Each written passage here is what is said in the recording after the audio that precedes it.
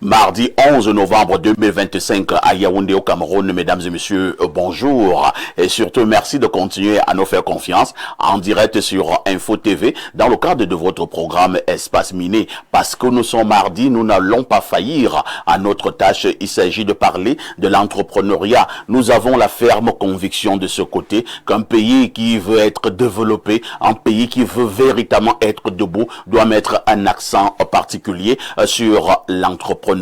Ce matin, une problématique essentielle, soutien à l'entrepreneuriat au Cameroun ou alors soutien aux entrepreneurs. Que peut l'ordre gouvernant? Avez-vous l'impression que l'État devrait faire quelque chose, absolument quelque chose pour soutenir les jeunes entrepreneurs dans notre pays, le Cameroun? C'est la problématique que nous soumettons à votre niveau ce matin et pour cela, on bénéficiera comme d'habitude de l'expertise de nos nombreux invités. Avant tout cela, on aura déjà accueilli la très étincelante Claudia pour une balade informationnelle. Alain Douk est en poste comme tous les matins pour vous livrer la dénonciation du jour. Oui, cette dénonciation qui restera, ce fait de société qui vous énerve. À notre niveau, nous avons le courage de poser ce fait. À la fin, nous proposons quelques esquisses de solutions. Pour bénéficier de toutes ces délices, vous avez deux canaux, le canal 6 mais également le canal 508 sur Canal Plus International et vous êtes en live sur Info TV. À partir du Cameroun, nous tutoyons le soleil. Info TV, cette chaîne de télévision, quoi qu'on dise, qui monte et qui monte encore. Ibrahim Maxime Julien, bonjour. Bonjour El Perfecto, bonjour à tous les copanélistes de ce matin, bonjour à tous les millions de téléspectateurs qui nous suivent, bonjour à tous les experts qui nous accompagnent à la technique. C'est un plaisir de vous retrouver ce matin. Comment tu vas? Par la grâce de Dieu, je vais bien El Perfecto. Je suis en train de travailler à fond sur des projets d'envergure et je rends grâce à Dieu parce qu'on évolue bien. Si ce n'est pas un secret, il s'agit de quel projet? Je crois que celui-là, il est confidentiel. Il est confidentiel. Il faut qu'il sorte d'une façon stratégique, mais on en parlera certainement. Oui, je vous comprends. Hein. À un moment donné, pour vous qui travaillez sur un certain nombre de projets, il faut être très méticuleux, il faut être stratège parce que parfois même, il y a eu des vols de projets. Effectivement, il y a des vols de projets. Il y a des projets que vous ne pouvez pas mentionner si vous ne les avez pas protégés à l'OAPI, lorsque ce sont des projets d'envergure.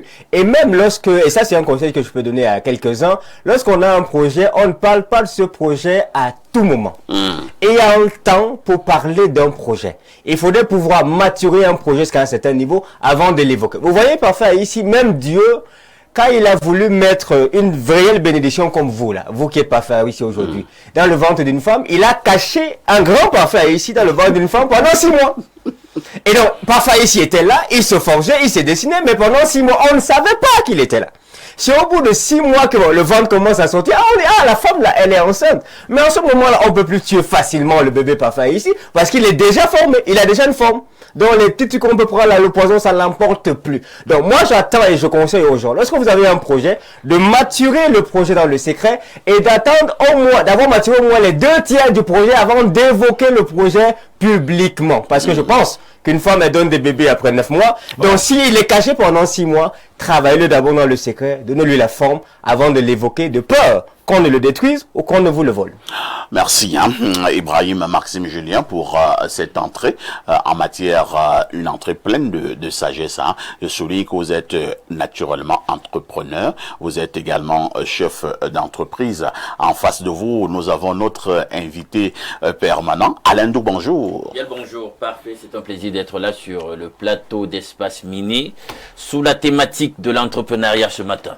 Et j'ai de même le plaisir de revenir là comme ça, à l'antenne, avec cet ouvrage sur lequel j'ai communiqué pendant un temps. Peut-être qu'on a oublié déjà que l'ouvrage en question n'est pas encore publié. Là, j'ai la deuxième épreuve retirée hier chez l'éditrice. Deuxième épreuve de bon à tirer. C'est mon ouvrage et il va paraître bientôt, parce que là, je pense que je vous montre l'ouvrage tel qu'il va se présenter définitivement. Et là, on ne peut plus voler ce projet. Non, c'est fini. On ne peut plus. Je pensais que ce n'est même pas possible. C'est pas possible. Donc là, ceux qui me suivent sur les réseaux sociaux, et d'ailleurs même sur ce plateau parfait, tu te rappelles, j'en avais parlé au cours de certaines dénonciations, on a abordé des problématiques autour de la question de l'argent et de sa place culturellement, civilisationnellement. Et puis j'ai parlé de cet ouvrage. Il est déjà prêt. Il sera publié sous peu, parce que là je vais simplement donner le OK à Madame Christelle Noah, qui est la directrice de la maison d'édition Éclosion. Donc sous peu, je vous tiendrai informé des dates que nous aurons consensuellement arrêtées pour les dédicaces. Il y en aura certainement une à Yaoundé, où il y a le siège de la maison d'édition, parce qu'elle est ici, le siège est ici à Yaoundé, puis il y a une représentation à Douala. Donc forcément, on est en train de réfléchir pour aller sur 2 dédicaces, 2 cérémonies de dédicaces. Je vous tiendrai informé. Il y a beaucoup de nos téléspectateurs qui me disent justement, Alain, on attend ce grand moment. C'est l'occasion justement de saluer Monsieur Cyril Ndior, qui me disait qu'il fera le déplacement de l'Hexagone pour le Cameroun à l'occasion de cette dédicace. Le bébé arrive, les amis, on se tient informé là-dessus. Voilà. Je profite pour sortir par là, pour souhaiter un joyeux anniversaire à Terminons d'abord avec l'ouvrage. Avec l'ouvrage. Vous savez, moi j'aime la méthode. Parce qu'on commence à parler d'anniversaire, ce sera très difficile qu'on revienne à voir l'ouvrage. Donc on termine avec l'ouvrage. Je suis très content, Alain Douk. Vous savez, je suis de ceux qui pensent que lorsque vous évoluez dans un environnement, lorsque vous êtes quelque part, il faut de temps en temps faire un bilan.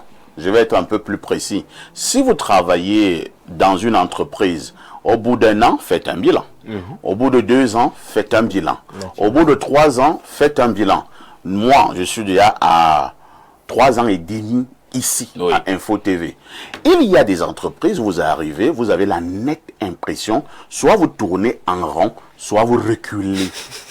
Soit vous tournez en rond, soit vous reculez. Et là, il faut savoir, c'est quoi le problème? Qui est la cause? Par moment, c'est l'entreprise dans laquelle vous travaillez qui est la cause. Ça veut dire que l'entreprise n'arrive pas à promouvoir les produits de cette entreprise. Ou alors, c'est vous-même le problème.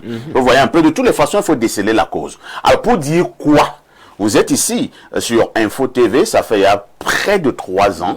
Et maintenant, vous êtes en train de mettre au niveau du marché un nouvel ouvrage. C'est une œuvre de l'esprit. C'est la preuve de ce que il y a des bonnes énergies ici. Et il y a des bonnes énergies, chacun devant balayer devant sa cour. Il y a des bonnes énergies à Espace Miné. Bravo Alain Douk. Mais tu sais, finalement, c'est une équipe, c'est un tandem terrible. Là, il y a un directeur de publication. Tu sais que quand on parle en réalité des littérateurs, on classe les journalistes. Bien sûr. Oui, bien on sûr. les classe parmi les auteurs. Pourquoi il va rester chaque article, voilà, c'est une œuvre d'esprit. Voilà. Donc, c'est de ça que voilà pourquoi les journalistes partent s'affilier, comment on appelle cette maison, la Sociladra. Voilà. La Sociladra. C'est là-bas, il y a des écrivains, ainsi de suite, ainsi de suite. Donc, bravo, on attend solennellement la sortie officielle. Et pour faire la communication adéquate. Je te donne déjà mon engagement. Je vais promouvoir. Je vais promouvoir ce livre. Parce qu'il faut soutenir les petits frères. Il y a une race de grands frères qui détestent les petits frères. Ce n'est pas bon. C'est pas bon. Quand un petit frère fait quelque chose de bien, il faut le soutenir. Il faut le soutenir. Il ne faut pas le jalouser. Les petits frères doivent être soutenus par les grands, par les aînés. Lorsqu'on a dit cela, on repasse la parole à Alain Douk pour son anniversaire. Merci beaucoup, parfait, tu m'as ému ce matin. Donc, je pense que c'est la chaîne. Un grand frère encadreur et un très grand frère lui de même qui fait pareil. Tout à fait. Voilà. Ce matin, disons, joyeux anniversaire à Madame Ayune, qui est une fidèle téléspectatrice de notre média. Bon anniversaire, joyeux anniversaire à toi et bonjour à nos millions de téléspectateurs à travers le monde. Nous allons passer un grand moment de télévision une nouvelle fois en ce mardi entrepreneurial. Merci Alain Douk. À côté d'Alain Douk, nous accueillons pour les intimes Joseph Zambo. Maintenant pour les blancs, Joseph Zambo, et qui nous a retrouvés sur ce plateau. On ne le dira jamais assez. Il est chef d'entreprise et expert également en entrepreneuriat. Joseph Zambo, bonjour. Bonjour Rafa ici et bonjour aux millions de téléspectateurs qui nous suivent. Comment tu vas? Je vais bien, surtout que je vois l'efficacité du mardi entrepreneuriat. Le célèbre benguiste a sorti un ouvrage. Je crois qu'il y a l'entrepreneuriat littéraire. Bien sûr, bien sûr. Il a fait la preuve de l'application du mardi entrepreneuriat. Je ne vais pas vous couper, Joseph Zambo. Je parle sous le contrôle de vous, tous qui maîtrisez cette affaire d'entrepreneuriat. Quand vous parlez de l'entrepreneuriat sur le plan littéraire, il y a certains écrivains qui sont devenus riches. Vous mettez riches en gras. par l'écriture. Oui.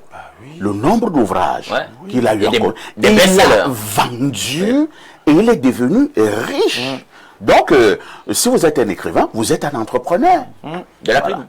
Ce sont des domaines qui ne sont pas encore suffisamment valorisés au Cameroun, Ouais. mais qui font toujours. Bon, il y a des œuvres littéraires Tout à fait. dont toute la communauté éducative du Cameroun passe toujours par là. C'est-à-dire, on a lu les livres au secondaire où il fallait que chaque élève, chaque étudiant ait. Ces personnes ne regrettent pas. Tout à fait. Selon business. Sur d'autres cieux, ça va encore se développer. Alain Douk est dedans, Ibrahim est dedans. Hein. Mais il faut dire que parfait.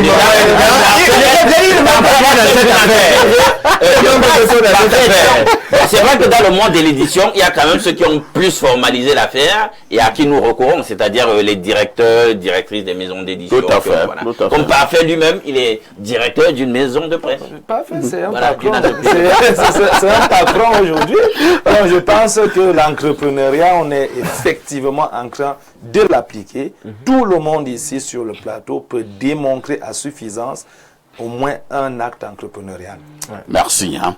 Est encore attendu sur ce plateau Monsieur Zoa Manga, qui est ingénieur en développement. Il fait partie également de la société civile. Lorsque nous avons dit cela, nous marquons notre première touche pause dans le cadre justement de cette grosse production.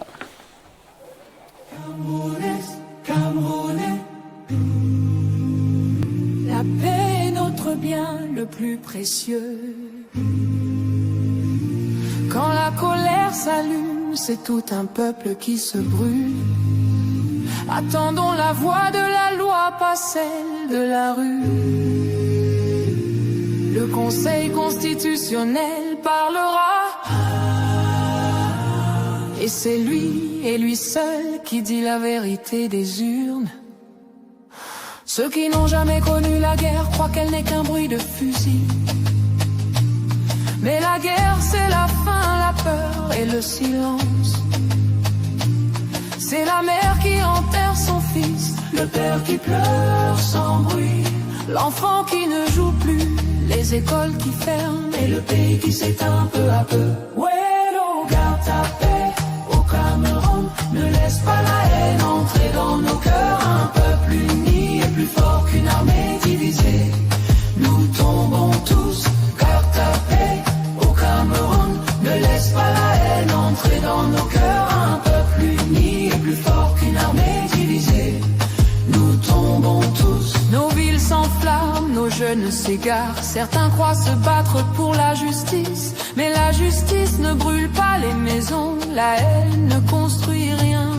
Chaque pierre jetée détruit l'avenir. Chaque blessé est une cicatrice sur la nation. Refusons la violence, refusons les manipulations. Écoutons la raison, pas les colères. Bueno, garde ta paix au Cameroun, ne laisse pas la haine entrer dans nos cœurs. Un peuple uni est plus fort qu'une armée divisée. Nous tombons. Bueno, garde ta paix au Cameroun, ne laisse pas la haine entrer dans nos cœurs. Un peuple uni est plus fort qu'une armée divisée. Nous tombons tous. Cameroun, garde ta paix, ne prête pas ton âme au cri de la guerre. La paix n'a pas de prix et sans elle aucun rêve n'est possible. La guerre c'est aussi les hôpitaux vides, l'eau qu'on ne boit plus, les enfants sans école, les routes sans fin et des décennies pour se relever. Demandez au Rwanda, au Libéria, la guerre ne finit jamais vraiment. La guerre ne finit jamais vraiment. La guerre ne finit jamais tellement. La guerre ne finit jamais tellement. Akaba choisit la paix, préserve nos familles, protège nos enfants. La guerre n'a jamais été la solution. Aimons notre pays, gardons-le debout. Unis ensemble, nous sommes plus forts. Que Dieu bénisse le Cameroun. Paix, paix, paix, paix.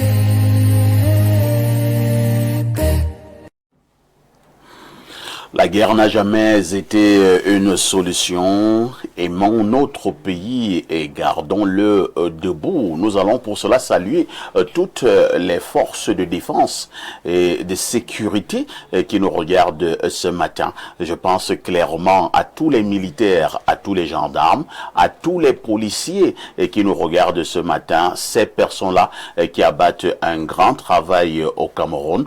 J'aime souvent dire que nous devons respecter ces gens parce que par moment, lorsque parfois ici lui dort chez lui à la maison, il ronfle, un militaire lui est au front. Un policier, lui, est en patrouille. Un gendarme, lui, est en train de poursuivre quelqu'un qui veut venir troubler le sommeil de Parfait. Et ne fût-ce que pour cela, nous leur devons du respect. Donc, chapeau à tous les militaires, à tous les gendarmes, à tous les policiers et qui nous regardent ce matin. Et cela m'amène justement à saluer donc un militaire. Lui, c'est l'adjudant Charles Atangana Meignier.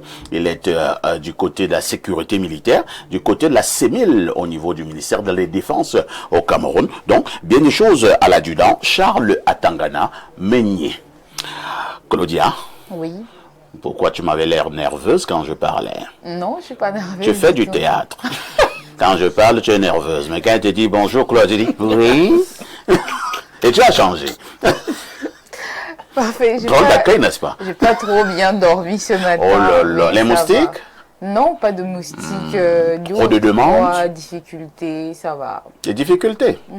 Ah, Claudia, tout le monde a des difficultés. Hein?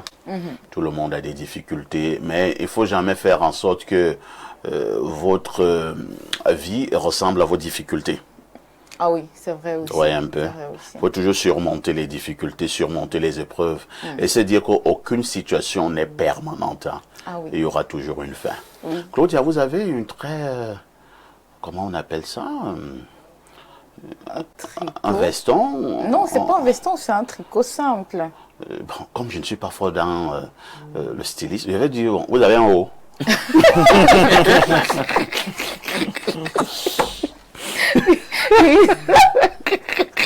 Il est rouge, hein? Écarlate. Voilà. C'est ce que je voulais dire à l'un d'eux. Il y avait un professeur à l'ESTIC, il nous donnait pratique protocolaire. Oui, on enseigne le protocole, hein? Oui. Pratique protocolaire.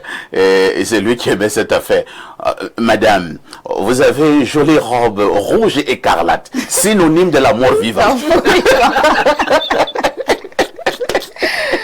Parfait. Ce matin, j'ai quand même envie de dénoncer quelque chose. Ah bon? Hein. Oui, quand même. J'ai envie de dire qu'aujourd'hui, il n'y a plus de solidarité féminine. Oh là là. Il n'y en a plus.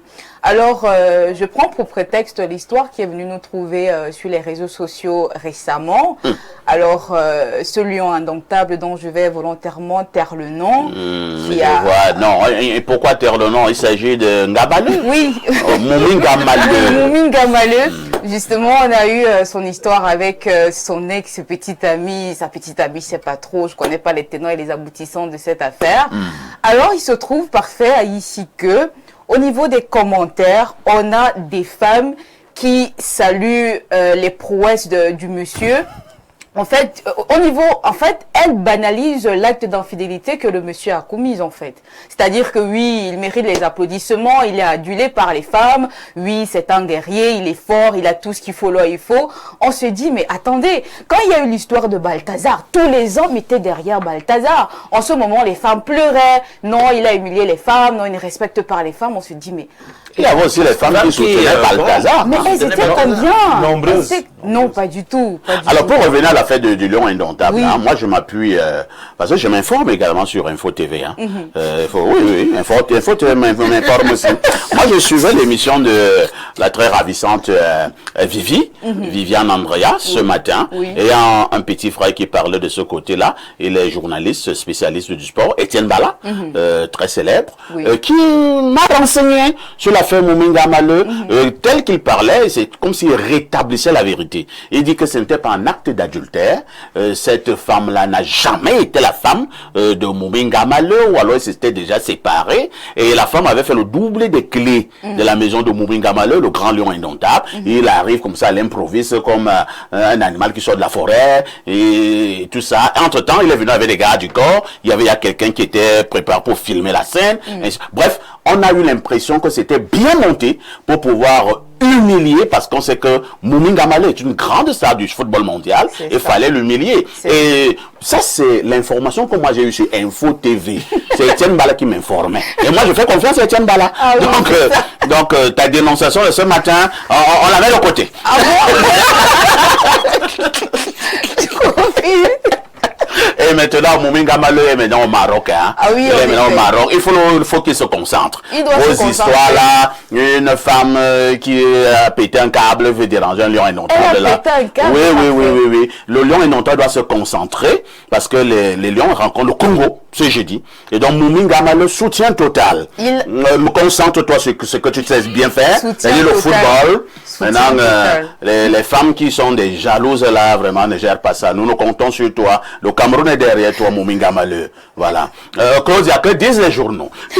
Enfin, ici, les journaux disent qu'il y a eu consécration et c'est la principale information à retenir du quotidien Info Matin. Ici, on parle donc du professeur Soso, membre de l'Académie française de chirurgie. La page 3 de ce journal nous renseigne que le très brillant agrégé de médecine est depuis ce 5 novembre membre de cette institution savante de renommée mondiale suite à son plébiscite par ses pairs. Sa Majesté Maurice Aurélien Soso, Makebe II, par ailleurs chef supérieur de Tondé, arrondissement de Yabassi, département du Nkam, région du littoral, fait officiellement son admission le 3 décembre prochain à Paris au cours d'une cérémonie solennelle. Le cri hebdomadaire La Météo, ce journal de Dieudonné Veng nous propose des actualités. Nous avons d'abord cette réélection de Paul Biya. Voici le nombre de voix que chaque département lui a apporté. Le dossier est à lire de la page 5 à 7 ce matin. Et puis en grande tribune, place à présent à la période post-électorale. La paix et la sécurité règnent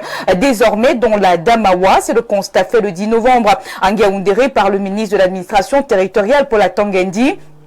Dans ce chef-lieu de la région, sur très haute instruction de chef de l'État, Paul Biya a effectué une visite d'évaluation sécuritaire post-scrutin présidentiel.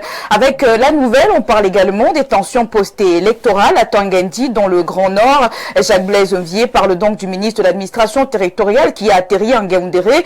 C'est le début d'une longue et importante visite de travail visant à évaluer donc la situation sécuritaire dans la région de la Damawa. Avec l'aide du Sahel, le quotidien régional d'information du Nord Cameroun, Guiba Gaitama place également un mot sur la crise post-électorale. On nous apprend ici que 70 mineurs ont été libérés sur les 135 arrestations dans la Damawa. Prenons également les nouvelles de la ville de Garoua avec le quotidien Mutation. Georges Alain Boyomo nous apprend ce matin que c'est donc le jour de la rentrée. Après des semaines de tensions post-électorales, le gouverneur de cette région a appelé les parents à renvoyer leurs enfants à l'école. Écho sur le terrain. À lire donc en page 7 de ce journal paru en kiosque ce matin. La Nouvelle Expression s'intéresse également à cette forte actualité concernant les tensions post-électorales. Ici, l'on fait donc les révélations d'une ONG sans être exhaustif. Philippe Nanga de l'organisation non gouvernementale Monde Avenir parle de près de 2000 manifestations, de 2000 manifestants autant pour moi incarcérés et d'une trentaine de morts à travers le pays, mais les sources officielles restent obstinément muettes.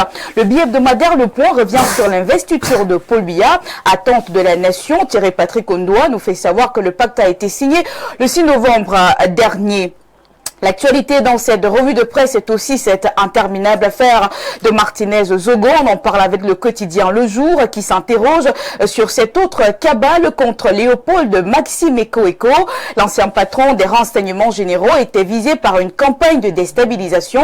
Certains de ses anciens collaborateurs de la DGRE ont été arrêtés au cours des dernières heures. Apprend-on avec le Messager, on parle plutôt de bataille au sommet de l'État dans l'œil du cyclone.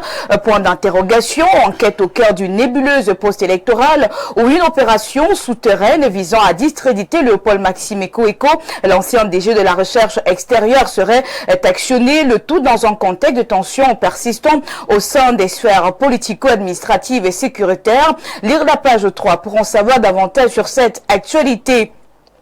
Et je clôture cette revue de presse avec le quotidien Capitaux Public Cameroun Tribune. Ici, on parle donc du nouveau mandat de Paul Biya. En tournant, Marie-Claire Nana écrit de la page 2 à 27 que le président de la République, réélu le 12 octobre, a été investi jeudi dernier dans un contexte marqué par des tensions et surtout de fortes attentes. Le chef de l'État est attendu sur divers chantiers prioritaires, notamment la réconciliation nationale, emploi des jeunes, promotion de la femme, santé, éducation, développement économique, lutte contre la corruption, etc. Censé donner un nouveau visage au Cameroun tout en répondant aux besoins essentiels des populations qui l'ont choisi. La page spéciale de ce dossier est donc à retrouver dans ce journal paru en kiosque ce matin par ici. Merci Claudia pour toutes ces informations dont paru en kiosque ce matin. Claudia, avant que vous ne partiez, oui. Je vais vous lire ce petit texte d'un grand frère. Et après vous allez me donner votre avis. Très bien. D'accord. Bonjour, je suis en très petite forme ce matin. Le moignon de ma jambe amputée a connu un choc brutal suite à une coupure instantanée, très subite de l'énergie électrique. Ma jambe amputée, étouffée, s'est sérieusement enflée. La prothèse n'entre pas. Douleur et souffrance très éprouvantes. Je n'arrive pas à me lever. Que c'est très dur. Vraiment dur d'être handicapé, amputé de la jambe. Bien vouloir lever des prières pour moi afin que je me relève très vite. Dieu Tout-Puissant, le Très-Haut, qui veille sur nous, est au contrôle et nous protège. Soyez bénis du Seigneur. Big Soul to Soul, Onohiolo. Ah. Soulé a mal ce matin. Ah, d'accord. Oh, l'invité d'Espace Miné. Tout à fait. Ah oui. Oh Soulé Onohiolo. Ah oui. Oh là là. Nous sommes de tout cœur avec vous, monsieur Soulé. Franchement, je le vois souvent ici. Il a l'air très en forme. On dirait même pas qu'il souffre. Mais s'il vous envoie ce message et pour vous faire savoir que ça ne va pas, ça veut dire vraiment que la douleur a atteint son paroxysme ce matin. Nous sommes de tout cœur avec vous, monsieur. Nous sommes donc de tout cœur avec Soulé Onohiolo ce matin. Vous le savez, il a été amputé d'une jambe il y a environ 3 ou 4 ans. Depuis là, il se bat comme il peut. Il se bat comme un champion. Nous apprécions déjà cette ténacité, ce courage, ce moral. Véritablement, il a toutes ses vertus, mais depuis ce matin, Soulé va très mal. Donc, prière, si nous pouvons prier pour que Soulé retrouve rapidement sa belle forme. Claudia, nous disons à demain 10h. Hein. À demain 10h parfait ici et surtout bonne suite d'émission. N'oublie jamais le conseil. Petite Claudia, tout ce qui brille n'est pas or, ma petite, reste très très prudente. À tout de suite pour la suite.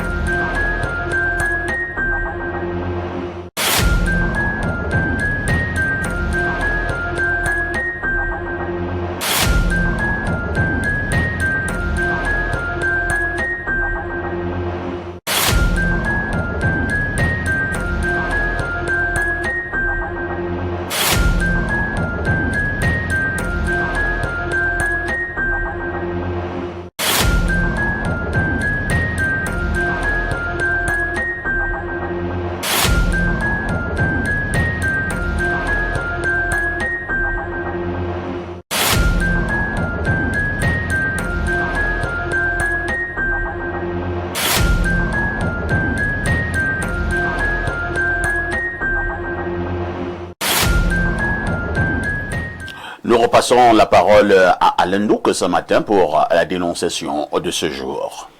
La dénonciation de ce jour, je vous le dis de but en blanc, elle est bouleversante. Très bouleversante, elle m'a moi-même bouleversé. Nous la tenons d'une veuve.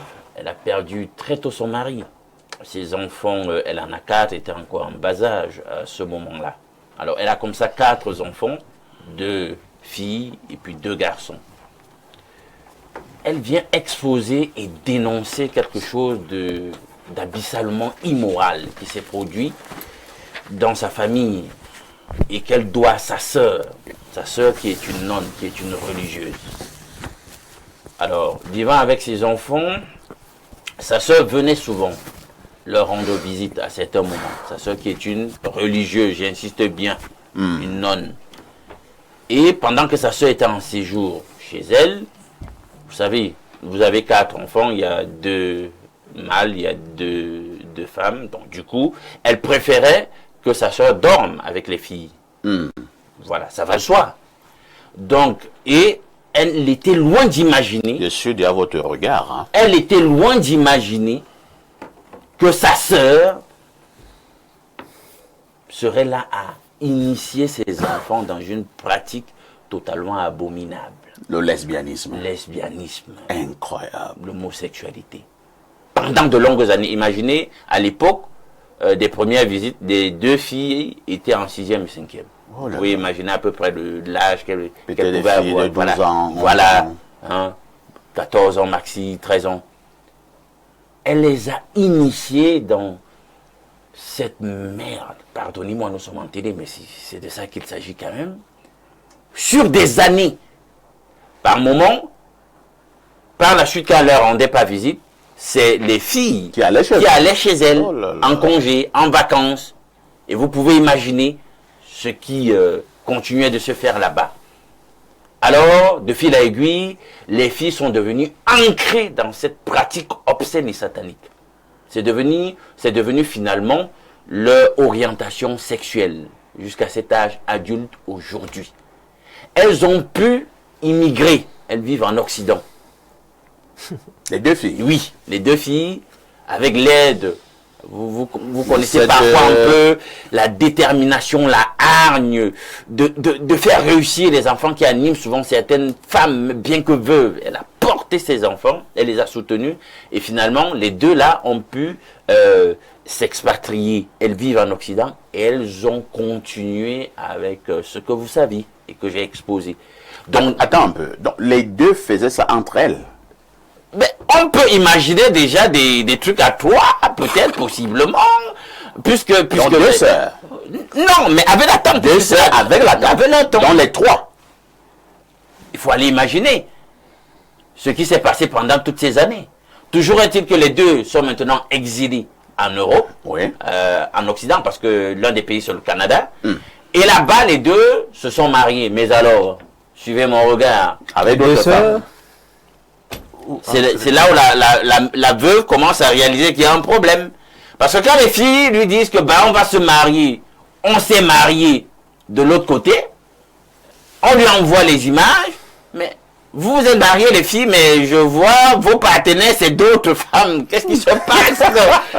Qu'est-ce qui se passe là? Il y a un chapitre que j'ai manqué, les filles. Elle n'en revient pas, quoi. Vous voyez le genre de situation où la veuve peut piquer un arrêt cardiaque ou un AVC.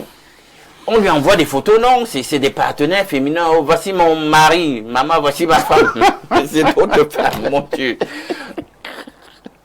Qu'est-ce qui s'est passé? Et donc, tout recoupement fait, elle se rend donc compte que mais, les filles sont arrivées à cette dérive par sa propre sœur, qui les a introduits dans ce satanisme depuis la basse enfance. Alors, elle est totalement déboussolée. Qu'est-ce qu'elle répond à ses enfants face à une chose aussi unique? Elle reçoit de même, pendant qu'elle dit aux enfants que mais ça ne peut pas le faire, ça ne passe pas. Comment vous pouvez me faire une chose pareille? Sur place ici, vous connaissez comment ça se passe dans nos familles, là, totalement vendues. Vous voyez le sens et la portée de mon ouvrage. Parce qu'en raison de l'argent, on lui dit, ben non, ce qui est fait, c'est consommé. Qui lui a dit ça? Mais attends, c'est un membre de la famille. C'est un membre de la famille. On n'y peut rien. Bon, si elles sont ce qu'elles sont, elles sont déjà goût, ben, fais avec. Nous, on veut manger. Laisse qu'on vienne les épouser. Qu'on vienne les doter. Laisse Incroyable. qu'on vienne les doter. Ce qui est fait est fait. Qu'est-ce que nous, on y peut? Donc, mais elle sait plus à quelle sauce se vouer. Elle est... écartelée, déchirée émotionnellement par rapport à ce qui se passe. Elle est totalement désemparée. Et elle nous expose dans les faits parce qu'elle ne connaît plus la conduite à tenir. Qu'est-ce qu'elle fait? Elle écoute des membres de la famille, elle laisse prospérer ce satanisme dans sa postérité. Elle ne sait pas. Elle nous dit, venez-moi en aide. Quelle est la conduite que je dois tenir face à ce sinistre? Si moi je peux l'appeler. Merci Alain Douka. C'est ce qu'on appelle une histoire troublante. Bon, on va d'abord quand même passer la parole aux membres de ce panel. Parce que moi-même, je suis un peu perdu. Hein. Oh, il y a plusieurs angles de traitement qui entrent dans cette affaire. Ah, dis donc. Aucune question, hein. Ibrahim, votre réaction? Enfin, ici, je suis très irrité. Très irrité parce que la maman demande qu'est-ce qu'il faut qu'elle fasse. Il faut chasser tous les gens qui vous disent d'accepter dans votre maison. Il faut les chasser. Parce que ça veut dire qu'eux ne vous aiment pas. Ils ne vous aiment pas. Ça, c'est ceux qui ont justement ce que j'appelle l'amour politique. Le véritable amour a disparu parfois ici. Aujourd'hui, on assiste à la manifestation de l'amour politique. Vous savez, quand un homme dit j'aime le poulet, ce que le poulet doit comprendre, c'est qu'il va mourir bientôt. Et comme non, quand quelqu'un dit j'aime le poulet, ce que le poulet lui doit comprendre, c'est qu'il va le manger. Tout à fait. Ça, c'est l'amour politique. Il y a même un artiste qui a chanté je ne t'aime pas pour ce que tu es, je t'aime pour ce que je suis quand je suis avec toi. Et là, je crois que tu pourras me trouver l'artiste. C'est-à-dire, on est arrivé à une phase où l'humanité est en train de développer l'amour vers l'intérêt ou la jouissance de ce qu'elle a. Le problème qui est ici, moi, je ne sais pas ce que je veux dire à cette maman-là. Moi, quelqu'un, si c'est ça va même jamais arriver que ce soit mes enfants. Si c'était quelque chose, non, il ne faut même pas essayer. Si c'était quelque chose qui était connecté à ma famille, je te dis, tu es quelqu'un de membre de ma famille, tu viens me dire qu'il faut accepter ça, je te chasse. Et tu n'entres plus chez moi. Alors, il y a un autre angle. Que faisons-nous de cette tante qui a initié ses nièces dans cette pratique? Il faut préciser un détail très important.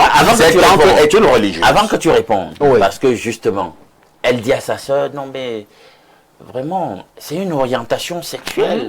C'est cette tante-là qui dit ça à sa soeur. À sa soeur, il faut laisser faire, mais il y a quoi? Il y a rien de ça. Laisse qu'on vienne les doter et tout ça. Je suis désolé, mais il ne faut pas laisser faire. Moi, je suis désolé, il ne faut pas laisser faire. Et vous voyez, c'est un problème qui est très profond parfois ici. Les histoires pareilles, on en a déjà écouté. Le problème est que, moi, je ne sais pas, j'ai lu la Bible là. La Bible dit que mon type, si tu as des problèmes d'incontinence, marie-toi. On est dans une organisation où, moi, je ne sais pas pourquoi, est-ce qu'on empêche les sœurs ou les prêtres de se marier. Vous voyez donc quelqu'un qui est allé avec, je ne sais pas si c'était l'appel de Dieu, c'était l'engagement de son corps, à aller suivre une formation, et puis son corps réagit d'une certaine manière, elle se retrouve avec des femmes, elle développe des tendances, et quand elle va en congé chez sa tante, chez sa soeur, elle applique encore ces tendances avec les enfants. Le problème, il est très profond aussi, il faut l'arrêter. D'ailleurs, on a eu d'autres histoires où c'était un homme du clergé. Je n'aime vraiment pas parler des hommes de Dieu. Je n'aime vraiment pas ça. Mais tu t'appelles homme de Dieu, toi? Oui. Un homme du clergé qui se nomisait des garçons.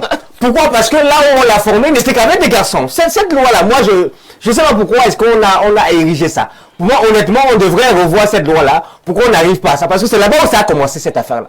Maintenant, envers sa sœur, vraiment, il y a la lumière, il y a les ténèbres. Hein. Quand quelqu'un est dans les ténèbres, il y a les ténèbres.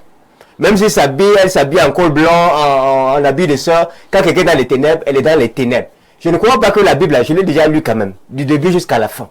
Et à plusieurs reprises. Je ne pense pas que dans cette sainte Bible-là, comme on l'appelle, sainte Bible-là, on a dit aux femmes de coucher avec les femmes. Je crois que c'est hautement proscrit. On dit que c'est une abomination. C'est une abomination dans le livre de Lévitique. Donc comment est-ce qu'une religieuse vient dire à sa soeur, c'est des orientations, c'est elle qui a mis le levant là. Moi, je la poursuis même en justice sur la scène camerounaise. Ça peut se faire dans notre pays, en Europe. Merci. Hein. Joseph Zambo, voilà donc une maman qui est en pleurs. Ses deux filles ont été initiées par sa propre sœur. Sa propre sœur, j'aime souligner ce détail, qui est religieuse. Et maintenant, au niveau de la famille, certains dans la famille disent à la maman que Qu'est-ce qu'il faut encore faire? C'est consommer. C'est consommer. Ce qui est fait est fait. Laisse qu'on vienne nous apporter à manger et à boire. Parce qu'on va venir les doter ici au Cameroun. Hein. Les deux maris, ou bien les, je ne sais pas comment il faut appeler ça, deux maris ou deux femmes. Je ne sais pas. Bref, les gens là vont venir les doter ici. Donc, votre réaction? En tout cas, parfait. L'histoire là nous recrasse exactement comment les États à l'étranger fonctionnent. Ça signifie que, cette sœur s'est occupée des enfants de sa sœur.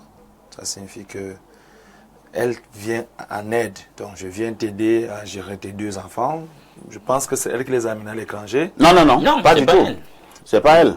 C'est la maman elle-même qui s'est encore battue, en passant, pour que ces 2 filles aillent à l'étranger. Oui. La religieuse venait simplement souvent à la maison de temps en temps. Mais on peut simplement imaginer qu'en tant que sœur, si besoin était, elle pouvait pas. Mais ce n'est pas elle. C'est pas elle. C'est par là que ça se passe. Ça se passe par le mot aide. Donc, on sait que des religieuses ou des religieux, à un moment donné, ont financé les études des enfants, ont aidé beaucoup d'enfants, et après, on sait aussi ce qui s'est passé avec ces enfants. Donc, la technique, c'est de venir pour aider, et de cette aide-là maintenant, on commence maintenant à donner une certaine éducation, parce que réellement, dit un enfant de 10-12 ans, vous pensez que l'enfant peut dire à suffisance discerner le mal et le bien? Si tu apprends à un enfant de 10-12 ans que tu es libre de choisir d'être une femme, et tu es aussi libre de choisir d'être un homme, et après on commence à t'ingurgiter des trucs comme des paracétamol, de ceci, qui ont des substances, et tout, et on te met dans un cadre psychologique que c'est rien. Parce qu'en réalité, je sais que si je prends ta chose sans ta permission, c'est un péché parce qu'on me l'avait dit, parce qu'on me l'a inculqué. J'ai grandi dans cet environnement. Mais si on me dit que je peux prendre ta chose, et si tu refuses, je te gifle, je vais aussi grandir avec cette éducation. Donc, les enfants ont été moulés à ce que cela soit normal. Et cette femme a joué le rôle qui se passe à l'Occident. C'est que tu accouches ton enfant, l'État fait tout pour tes enfants. L'État inscrit tes enfants à l'école, l'État soigne tes enfants, l'État te fait tout. L'État donne un emploi à tes enfants. Et on te dit que tu n'as pas le droit de bastonner cet enfant. Tu n'as pas le droit d'intervenir au choix de cet enfant. Tu n'as pas le droit d'obliger quoi que ce soit à ses orientations sexuelles. L'État peut décider de n'importe quel programme à cet enfant et toi, tu n'as pas le droit d'intervenir. Il arrive même que cet enfant te gifle, tu appelles la police arrive et sécurise d'abord l'enfant. Et après, on demande à l'enfant qu'est-ce qui se passe. C'est-à-dire, c'est toi, parent, qui appelle la police. Mais on demande à l'enfant qu'est-ce qui se passe. C'est la technique exacte que ces gens utilisent pour désorienter les enfants et écarter l'idéologie des parents. Puisque vous n'êtes plus propriétaire de vos coprogénitures. Ils ont soigné tes enfants. Ils ont éduqué tes enfants. Ils ont tout fait pour tes enfants. Tu n'étais que un prêtre, non, je ne sais pas. On a juste prêté ton ventre pour que tu accouches. Alors, pour revenir à la dénonciation proprement dite, pour dire que la maman ne sait pas à quel sens se vouer. Elle a besoin d'un conseil. La réalité, c'est que ces enfants sont déjà dans ce système rouleau compresseur que j'ai expliqué. Seulement les mots ne peuvent plus intervenir pour changer ces enfants.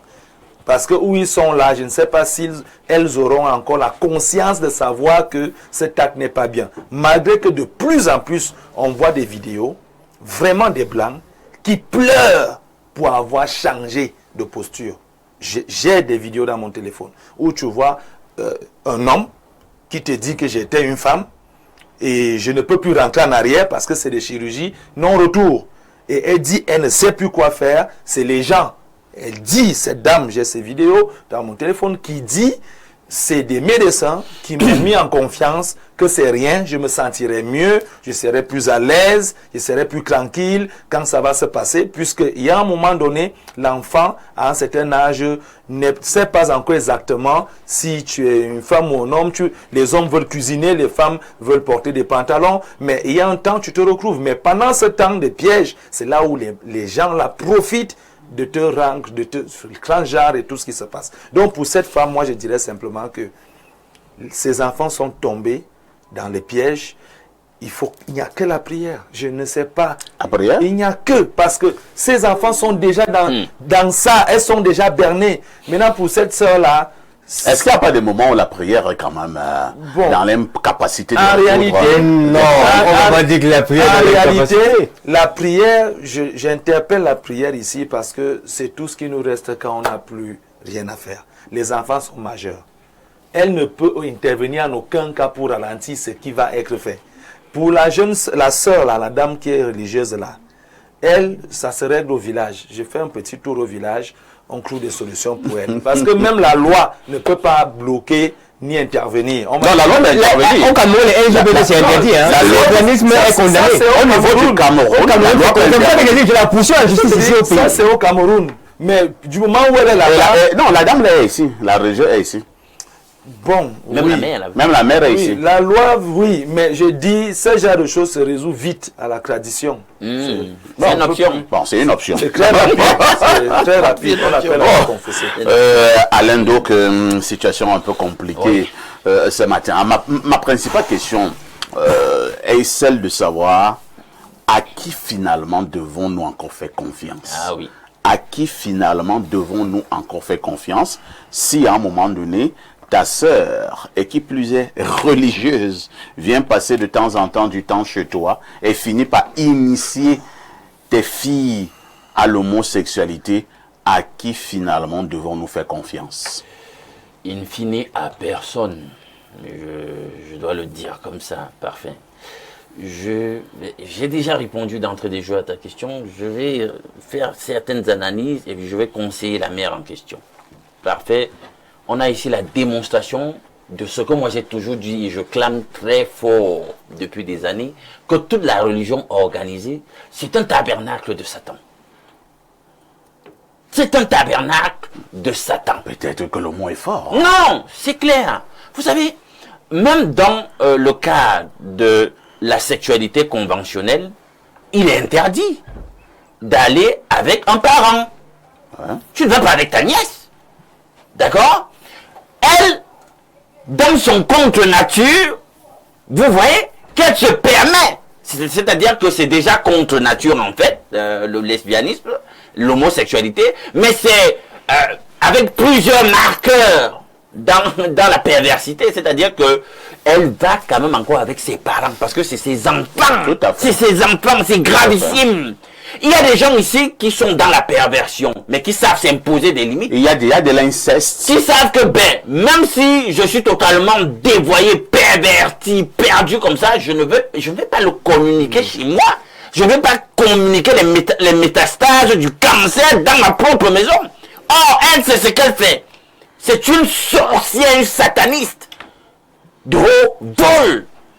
Elle vient détruire toute la progéniture. C'est en raison de cela que je dis que la veuve doit rompre avec cette femme. C'est pas sa sœur.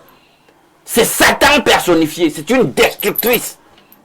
Il n'est écrit nulle part dans la Bible. Quand vous ouvrez 1 Corinthiens 9, là, à partir du verset 5, vous voyez bien que l'apôtre Pierre avec son épouse et qu'il traînait ministériellement un peu partout. Hein, Paul le décrit, les autres aussi avec leurs épouses.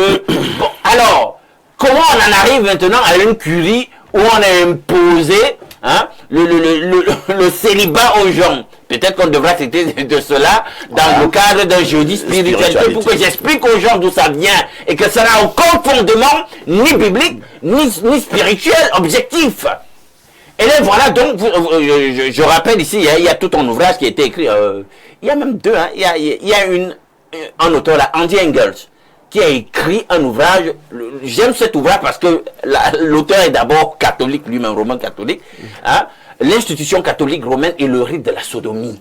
Il y a Sodoma qui a été écrit aussi plus récemment pour démontrer qu'en réalité toute la curie romaine est constituée à 80% environ d'homosexuels. Et voilà donc les répercussions dans notre vécu aujourd'hui. C'est tragique. Totalement tragique. Le type de Sodoma, là, il avait fait un sondage. Bon, il a écrit son livre et il dit qu'il a mené son enquête au sein de C'est la quand même que je Bible. suis en train de chercher cet ouvrage. Oui. Il paraît quand même que c'est un ouvrage à scandale. Hein. Ah oui, monsieur. Il y a C'est très grave. plusieurs dénonciations. Mais si tu es même déjà choqué par Sodoma, je ne sais pas comment tu vas faire avec l'ouvrage de Andy Engels. Parce que même le titre te dit déjà, hein, c'est pas beau pour ce que j'ai pu lire. Mais c'est vrai également que l'ancien pape, hein, qui est parti, il nous a quand même inquiétés, hein, nous qui sommes d'obédience catholique de l'Église catholique romaine. Il nous a dit qu'on pouvait bénir les mariages homosexuels hors liturgie. On le fait comme ça par dose homéopathique. Entre eux, c'est consommé. Maintenant, c'est Il avait aussi avec le dit soin. il avait aussi dit le pape l'avait aussi dit que les homosexuels sont des enfants de Dieu. Qui est-il pour les juger, disait-il? Oh, nous sommes autorisés bibliquement à porter des Mais jugements. pourquoi le pape là disait des choses comme ça? La Bible me dit que je dois porter des jugements de valeur. Quand c'est mal, je dis que c'est mal. Et que je dois me démarquer des ténèbres et de ce qui n'est pas bien, hein, moralement, éthiquement, spirituellement. Donc, pour le jugement eschatologique, on le laisse à Dieu, mais Dieu nous dit de juger des choses, hein, sur le plan de la morale. Et on le fait, il faut continuer de le faire et de taxer ce genre d'agissement de satanique. Très bien. C'est de la mécréance. Je sors par là, par Sortons. maintenant, le conseil que je donne à la mère. Vraiment, et pour ceux qui nous écoutent, ne faites plus confiance à personne. Vous recevez un membre de la famille, désormais, vous finissez, vraiment, la personne peut rentrer dormir à l'hôtel et on est tenté de dire. Parce que à cette allure, on ne peut plus faire confiance à personne. Personne. Si une tante, une mère est capable de faire ce qu'on entend aujourd'hui, ça va nourrir, hein, le sentiment de méfiance vis-à-vis des nôtres. Et logiquement, tu ne dors pas chez moi quand les gens vont commencer à, tu vois, tu rends visite à ton frère, dis que tu ne dors pas chez lui, tu vois quoi. Parce qu'il a écouté ce genre de scandale. Oui, justement. C'est tragique ce qui arrive à notre société. Merci. Hein? Donc, quel rang avec ces gens-là et ceux même qui disent que, oh, machin accepte la dot, non. Les filles même là, tu les déshérites, allez faire vos choses avec votre tante et tout le monde. Tu vends avec tout le monde, c'est aussi simple que ça. Merci beaucoup. Hein. Allons rapidement au niveau de notre messagerie qui explose comme d'habitude. Bonjour, J.O. Qu'est-ce qu'il dit? Et voilà, bonjour, Jobala. C'est Jobala de la modération. Les goûts et les couleurs n'ont plus de secret pour toi. Tu es le firmament de l'élégance. Sans toi abondamment saluer et transmettre à Alain Douk ses goûts et saveurs afin que puisse se sentir bien en ce jeu spécial pour lui, dont je profite pour lui présenter mes vœux d'anniversaire. Non, vous avez mal compris, hein, quand je dis avant de parler de ton anniversaire. Alain nous voulait souhaiter un bon anniversaire à quelqu'un d'autre. En passant pour la dénonciation, sachez que le diable s'habille en padra toute ma compassion et un prompt rétablissement à Soulé. Bonne journée, c'est Cyril Adouala. Bonjour à vous sur le plateau. Pour la dénonciation, la mère doit accepter que ses filles viennent pour la dot. Maintenant, ce jour, elle fait venir les gendarmes attraper ses filles. On les amène à la gendarmerie, les fouetter correctement pour remettre leur cerveau en place. L'affaire est compliquée. Pourquoi la gendarmerie ne faut pas les... La fille a commencé cette affaire-là. Les filles ont commencé cette affaire-là lorsqu'elles étaient en classe 6e. Elles ont finalement eu le bac. Le baccalauréat au Cameroun, ça suppose qu'elles ont fait 7 ans, donc 7 ans d'expérience au pays. Maintenant, elles sont allées de l'autre côté, là-bas, malheureusement, sur le temple. Donc, elles se sont donc professionnalisées. C'est bon, comme ça. Aujourd'hui. Maintenant, ce sont des expertes. Donc, votre affaire là, que les gendarmes vont aller les fouetter et tout ça, je ne sais pas si ça peut tenir. D'abord, ça va. Un autre message ce matin. Bonjour parfait ici, le journaliste parfait d'Info TV. Je voulais vous rendre hommage pour votre travail exceptionnel et votre soutien à tout ce qui est beau. Votre patron, Dieudonné Mvan, vous donne les moyens de réussir et vous continuez à faire de grandes choses. Vous êtes un véritable modèle pour la jeunesse et votre façon de gérer votre équipe est inspirante. Merci d'avoir enlevé les éléments négatifs qui dérangeaient. Bon, je ne vais pas lire la suite. Hein.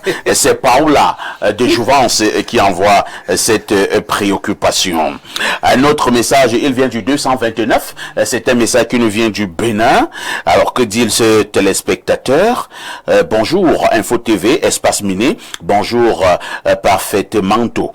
Bonjour, le panel. Pour la dénonciation du jour, je n'arrive pas à comprendre que les gens, les prêtres, les nonnes, nous prêchent la parole de Dieu et c'est eux qui sont dans la pédophilie et la lesbiophobie. Vraiment, c'est pas la peine. Comment Hawa va épouser Hawa et Adam va épouser Hawa. Dieu est patient. Croire, c'est dans le cœur et les bonnes manières à son prochain. Bonjour, parfait, et à tout ton plateau. De plus en plus, je crois que la fin du monde est proche. C'est qu'on vit dans le voisinage et sur les réseaux sociaux.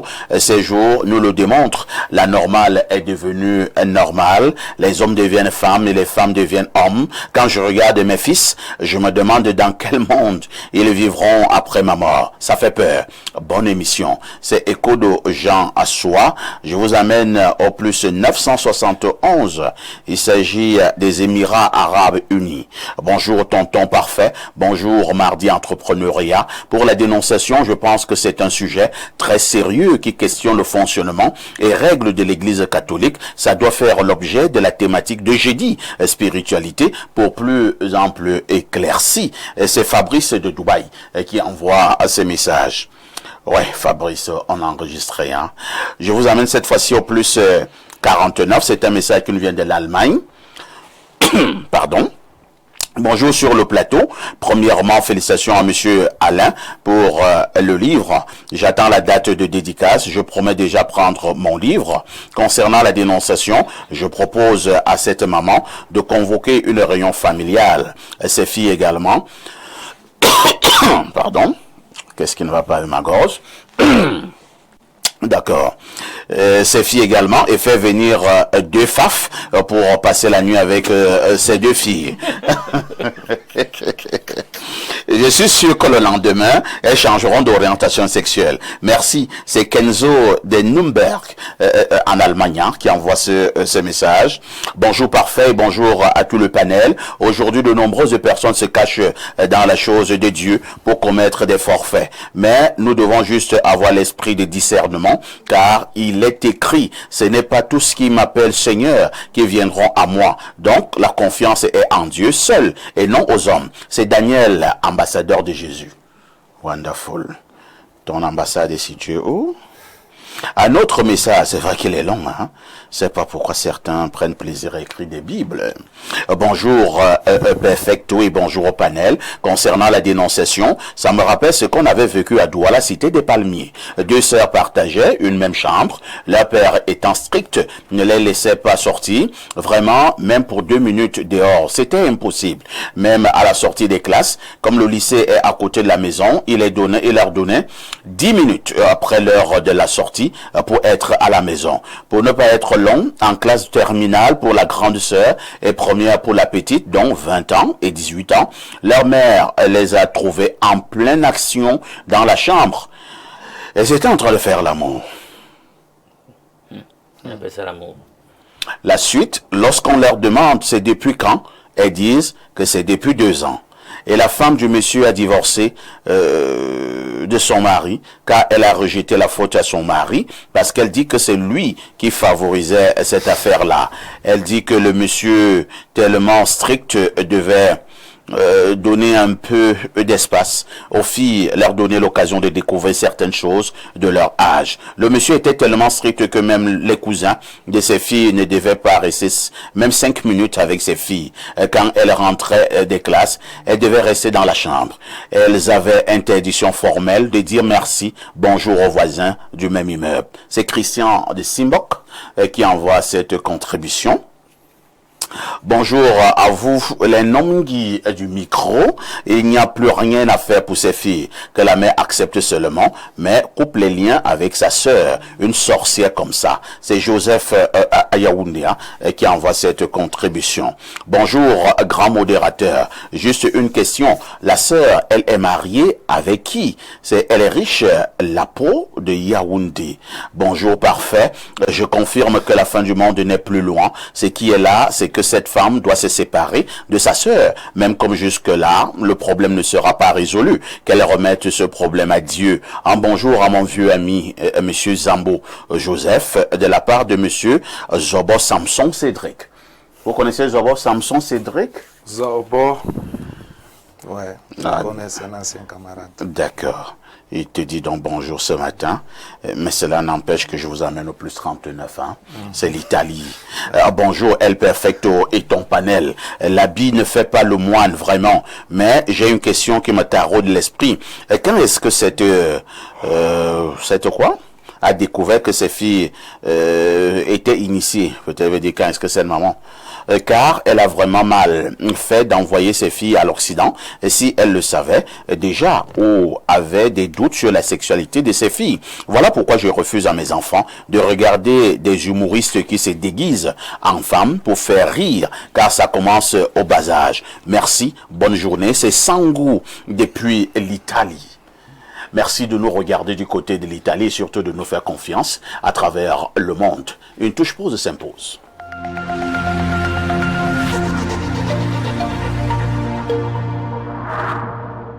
En novembre, seulement sur Canal+. On vient de signer Michael Jordan.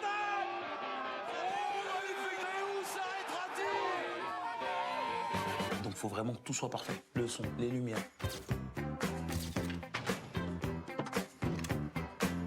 Cinéma, sport, séries et grands spectacles, les cadeaux sont déjà là. En ce moment, réabonnez-vous à votre formule habituelle et profitez de 15 jours à toutes les chaînes ainsi qu'à l'option DSTV English+.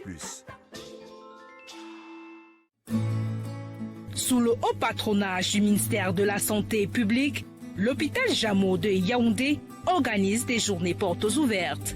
Venez découvrir le nouveau visage de l'hôpital Jameau et vous faire soigner presque gratuitement.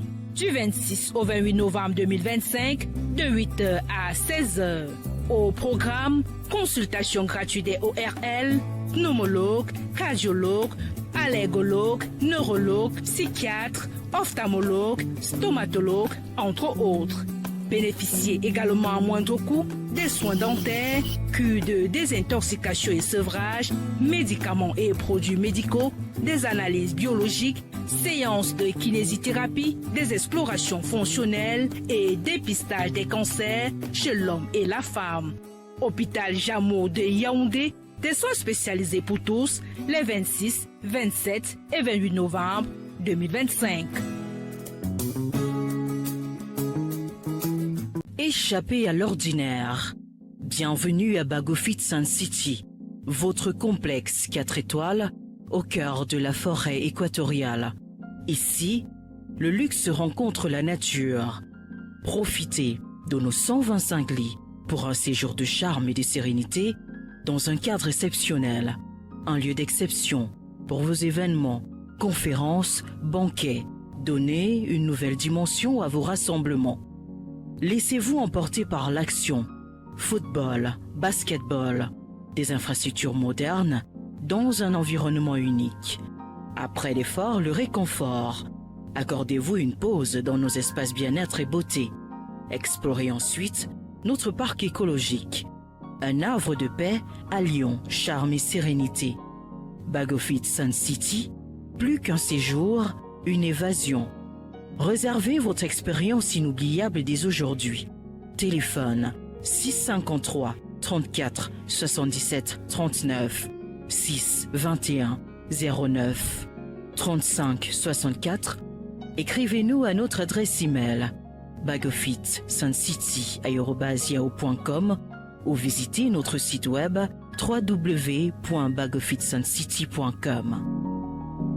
Escape the ordinary. Welcome to Bagofit Sun City, your 4-star gateway in the heart of the Equatorial Forest, where luxury meets nature. Enjoy 125 elegant rooms, modern comfort, and a serene atmosphere that refreshes your mind and body. Host your meetings, banquets, or retreats in style with facilities that blend professionalism and natural charm. Get active with football, basketball, and more. Then unwind in our wellness and beauty spa. Don't miss our Eco Park, a peaceful heaven that redefines relaxation. Bagofit Sun City, more than a stay, an escape. Contact 653-347-739 or 621-093-564. Email bagofitsuncity@yahoo.com. Our website www.bagofitsuncity.com. Sous le haut patronage du ministère de la Santé publique, l'hôpital Jameau de Yaoundé organise des journées portes ouvertes. Venez découvrir le nouveau visage de l'hôpital Jameau et vous faire soigner presque gratuitement. Du 26 au 28 novembre 2025, de 8h à 16h. Au programme, consultation gratuite des ORL, pneumologue, cardiologue, allergologue, neurologue, psychiatre, ophtalmologue, stomatologue, entre autres. Bénéficiez également à moindre coût des soins dentaires, cures de désintoxication et sevrage, médicaments et produits médicaux, des analyses biologiques, séances de kinésithérapie, des explorations fonctionnelles et dépistage des cancers chez l'homme et la femme. Hôpital Jameau de Yaoundé, des soins spécialisés pour tous les 26, 27 et 28 novembre 2025. En novembre, seulement sur Canal+. On vient de signer Michael Jordan. Oh, magnifique. Mais où s'arrêtera-t-il? Donc faut vraiment que tout soit parfait. Le son, les lumières.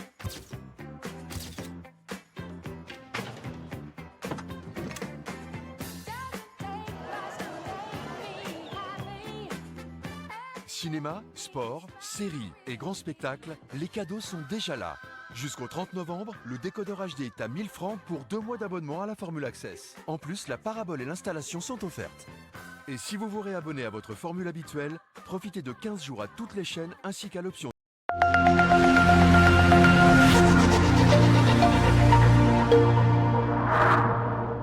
Bienvenue à la Minute Santé du côté de chez Plante de Vie. Vous êtes victime des hémorroïdes internes ou externes, alors sachez que Plante de Vie a la solution à votre problème. Vous avez les problèmes du mal gastrique. Plante de Vie apporte toujours la solution à vos problèmes de l'estomac. Vous avez longtemps eu ce problème-là, vous avez marché pendant longtemps, des années, ça fait 10 ans, 15 ans, 20 ans, jusqu'au point où vous avez pensé que vous allez vivre pour de bon avec ce problème de mal gastrique. Alors, aujourd'hui, Plante de Vie vient vous dire que c'est fini. Quelle qu'en soit la gravité de votre mal de l'estomac, Plante de Vie apporte la solution à vos problèmes. Même si ça fait 10 ans, 15 ans, 20 ans, 30 ans, 40 ans que vous avez ce problème, n'hésitez pas à nous contacter pour pouvoir guérir de votre problème de l'estomac. Vous êtes victime aussi de problèmes de couche de nuit ou bien de poison de nuit. Vous n'arrivez pas à vous en sortir au quotidien, tout ce que vous entreprenez ne donne pas. Déjà, il faudrait savoir que le phénomène de couche de nuit, c'est quelque chose qui prend de l'ampleur au quotidien, au jour le jour. Vous dormez, vous rêvez que vous êtes en train d'avoir un rapport sexuel, vous rêvez que vous êtes en train de manger. Quand vous vous levez de votre sommeil, soit vous constatez que vous êtes mouillé, ou bien le monsieur constate qu'effectivement il a éjaculé, alors sachez que ce n'était pas qu'un rêve. Vous avez été victime des attaques mystiques ou bien des attaques des ondes négatives. Alors Plante de Vie apporte la solution à tout ce type de problème.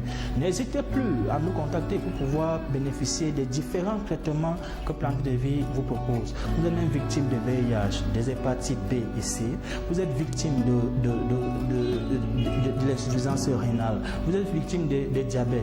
Alors contactez simplement Plante de Vie pour pouvoir bénéficier des traitements qu'on met à votre disposition.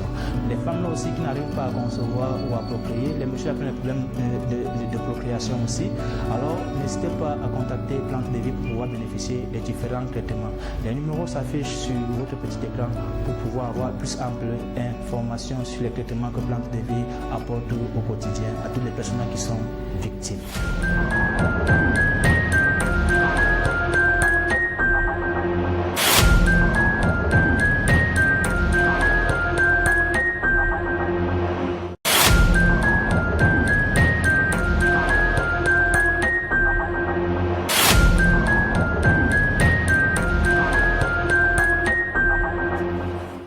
Rosine, bonjour. Bonjour, parfait. Comment tu vas? Je vais très bien, merci. Lorsqu'on t'accueille sur Espace Mini, cela signifie que nous devons déjà parler des nouvelles venant de Canal+, Canal+, Cameroun. Alors, quoi de neuf du côté de Canal+? Qu'est-ce que Canal+ est en train de mijoter en ce moment? Alors bonjour déjà à tous les millions de téléspectateurs qui nous regardent en ce moment. Il faut noter que chez Canal+, c'est déjà la fête avant la fête avec cette magnifique promotion intitulée « Les cadeaux déjà ».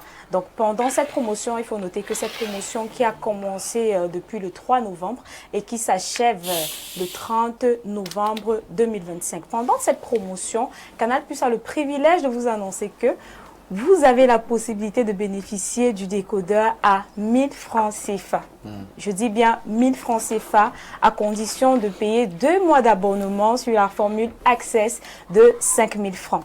Donc, je récapitule. Avec 11 000 francs, votre ticket d'entrée, vous avez le décodeur. Vous avez 2 mois d'abonnement, autant pour moi, sur la formule Access de 5000 francs. Et puis, le plus important, c'est que vous vous faites installer par un technicien agréé Canal+. C'est magnifique, n'est-ce pas? C'est vraiment magnifique. Voilà, à côté de ça, nous n'avons pas oublié ceux qui sont déjà abonnés. Il vous suffit juste de vous réabonner à votre même formule et vous bénéficiez de 15 jours à tout Canal+, inclut l'option DSTV. Il faut dire que l'option DSTV, c'est l'option qui vous donne la possibilité d'avoir des chaînes en anglais à l'instar des chaînes Super Sport pour les amoureux de football. Et pour être plus concret, hein, Rosine, qu'est-ce que vous avez prévu du côté des Canal+ pour nous régaler? Alors, pour vous régaler en programmation, retrouvez, il faut dire que chez Canal+, vous avez de quoi vous divertir. Déjà, en sport, retrouvez jeudi, donc après-demain, cette grande rencontre décisive entre le Cameroun et la RDC. À 20h sur CRTV Sport. Retrouvez également la 4e journée, la 5e journée en Champions League. Voilà. Et puis, voilà, je vais donner la date. Donc, la 4e journée et la 5e journée, le 26 novembre 2025. En sport, vous avez votre magnifique série Charles Ornel, c'est la saison 2, il faut le noter, sur la chaîne A+, dès qu'il est 16h. Retrouvez également le cycle Vin Diesel, ce grand acteur, voilà, sur Canal+ Action, dès qu'il est 20h30. Beaucoup de divertissement actuellement également avec notre nouvelle chaîne Canal+ Magic que je vous invite massivement à aller découvrir. C'est le numéro 22. Retrouvez entre autres les émissions de divertissement telles que Secret Story. Vous aurez la finale très bientôt le 29 novembre. Retrouvez également Même pas fatigué sur Canal+ Magic dès qu'il est 20h sur Canal+ Magic. Merci. Rosine, franchement, à ce niveau, ce n'est plus une offre, hein, c'est tout simplement du jamais vu. Comment faire pour en profiter? Pour en profiter, c'est simple. Vous avez la possibilité de vous réabonner à travers Orange et MTN Mobile Money. Je m'en vais vous donner le code de réabonnement à travers Orange Money. C'est le Jazz 150 étoile 411 Jazz. Jazz 150 étoile 411 Jazz. Là, c'est Orange. Je m'en vais vous donner le code de réabonnement avec MTN Mobile Money. C'est étoile 126 étoile 4 Jazz. Étoile 126 étoile 4 Jazz. Vous avez également nos stores sur l'étendue du territoire. Je vous invite massivement à aller vous réabonner à la boutique de Mendon qui est située à Vendôme-Mendon en venant de Montéjouvence. Rosine, au nom de toute l'équipe d'Espace Miné, surtout de Info TV, nous disons merci à Canal+. Canal+ vous remercie grandement. Merci. Et notre touche pause s'impose.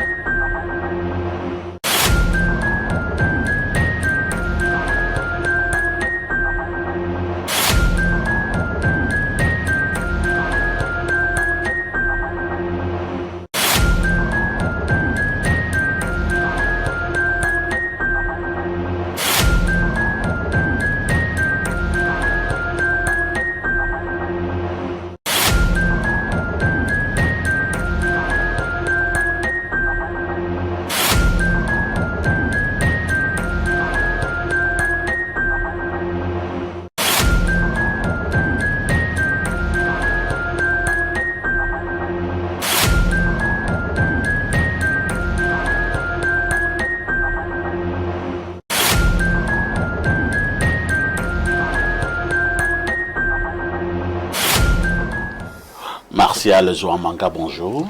Bonjour, parfait ici. Bonjour à toute l'équipe d'Espace Minier et à tous les téléspectateurs de par le monde entier qui suivent la chaîne qui monte et même qui est en train de s'imposer au Cameroun et partout dans le monde.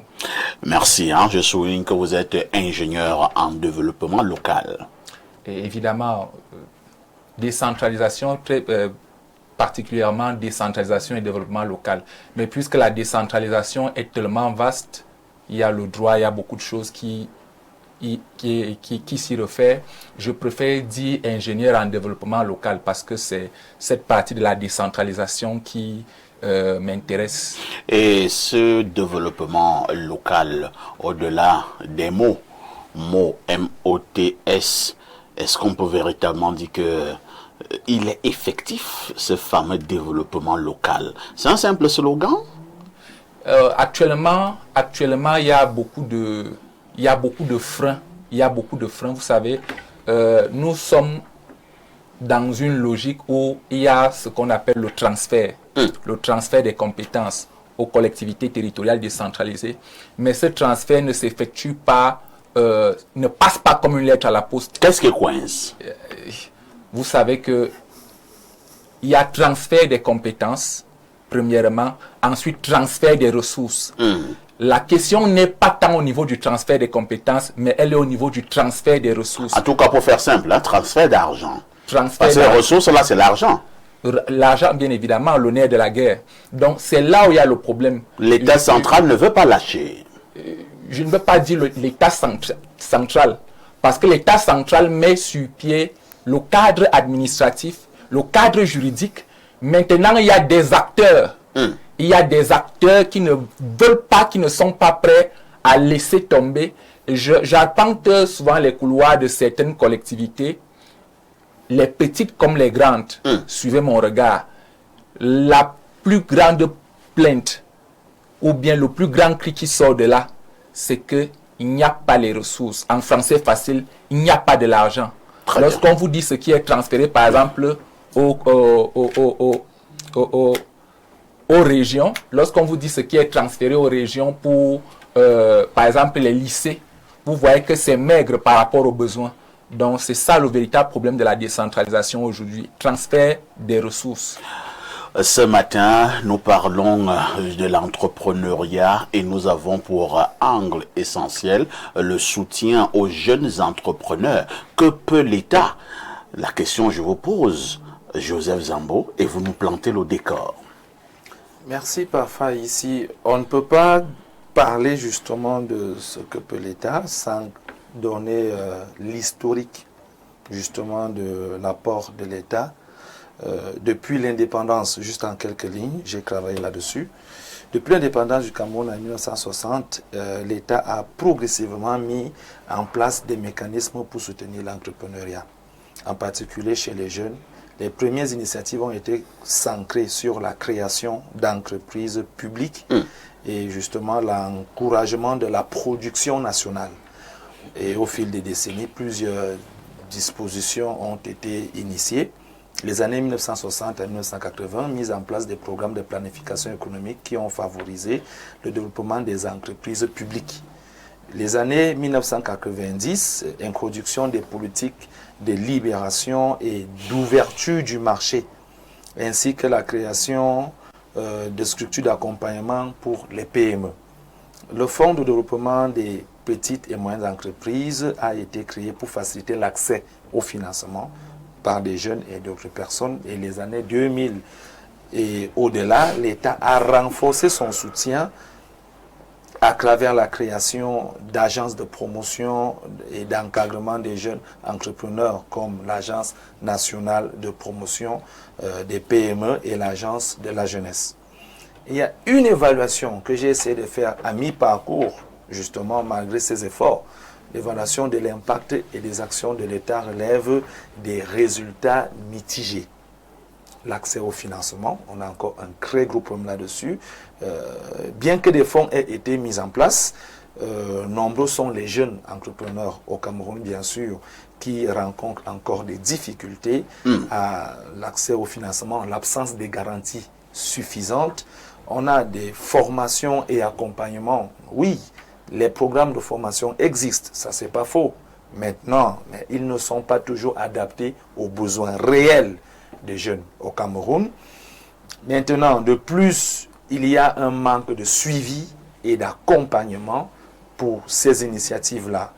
L'autre plus gros souci ici, c'est au niveau des infrastructures et l'environnement des affaires au Cameroun. L'accès aux infrastructures et à un environnement favorable reste un gros défi au Cameroun.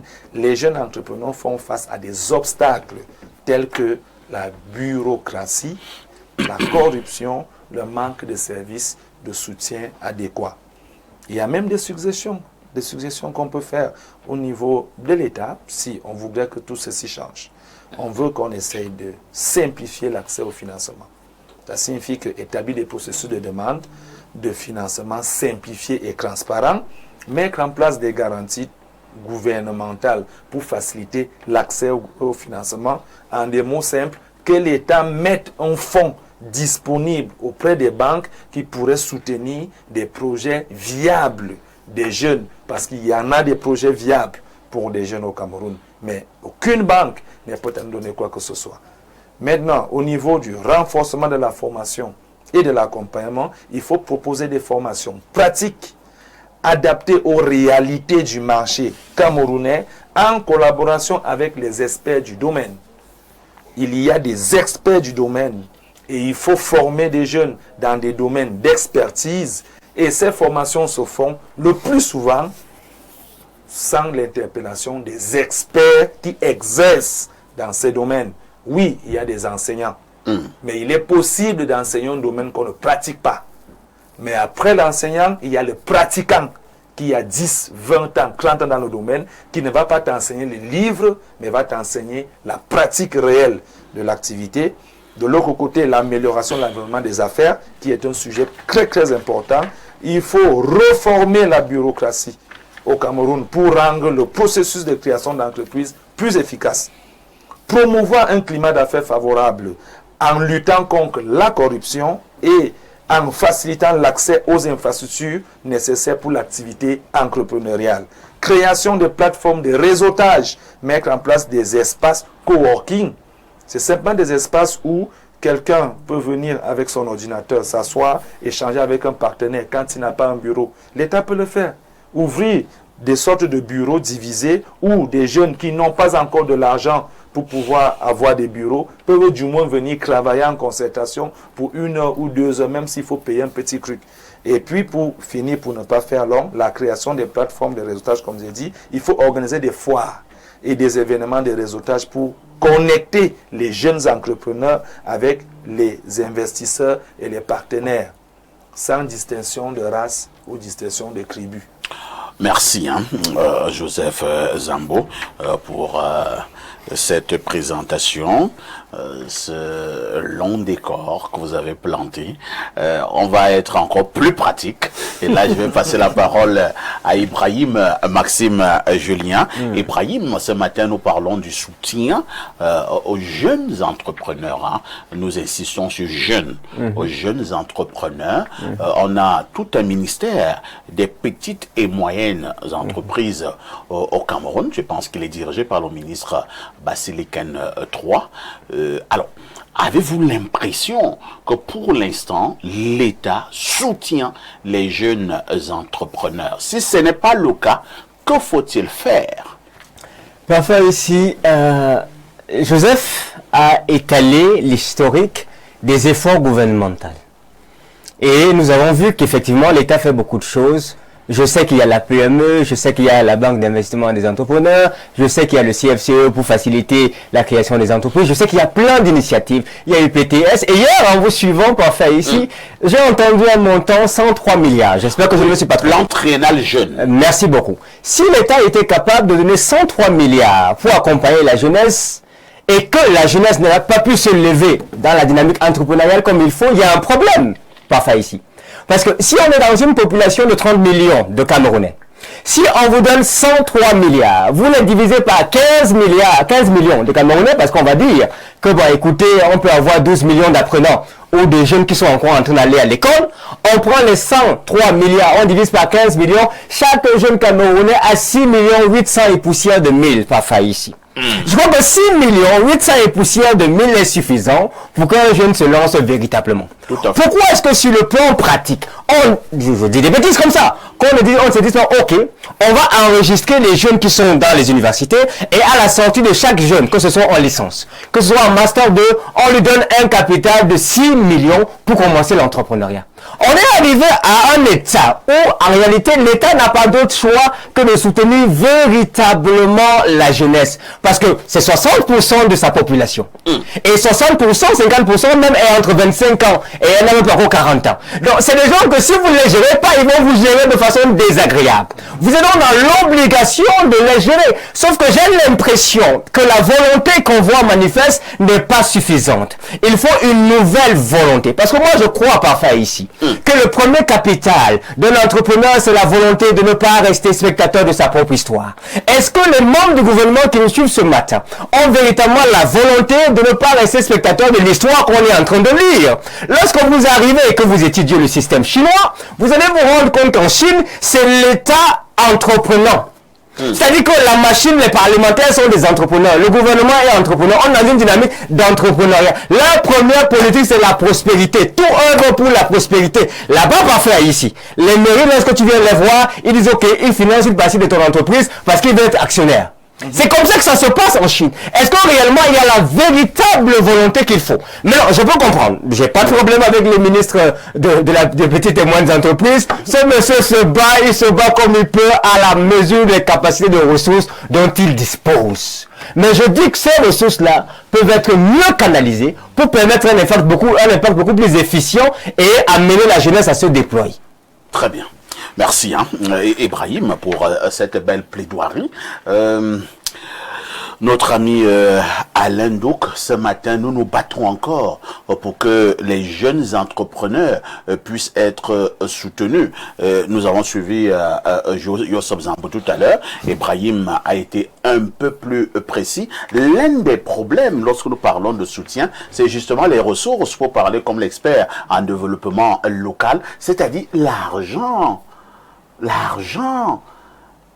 Où est l'argent? Pourquoi on a l'impression que l'État n'a pas... Il a écrit sur la YAM. Bien. Il y a une bonne part du budget de l'État qui est consacrée aux dépenses d'investissement. Tout à fait.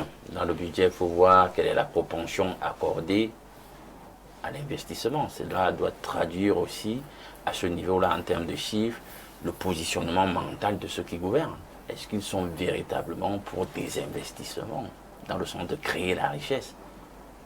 On voit bien que c'est 30%, alors que 70% est affecté aux frais de fonctionnement de l'État. C'est exorbitant.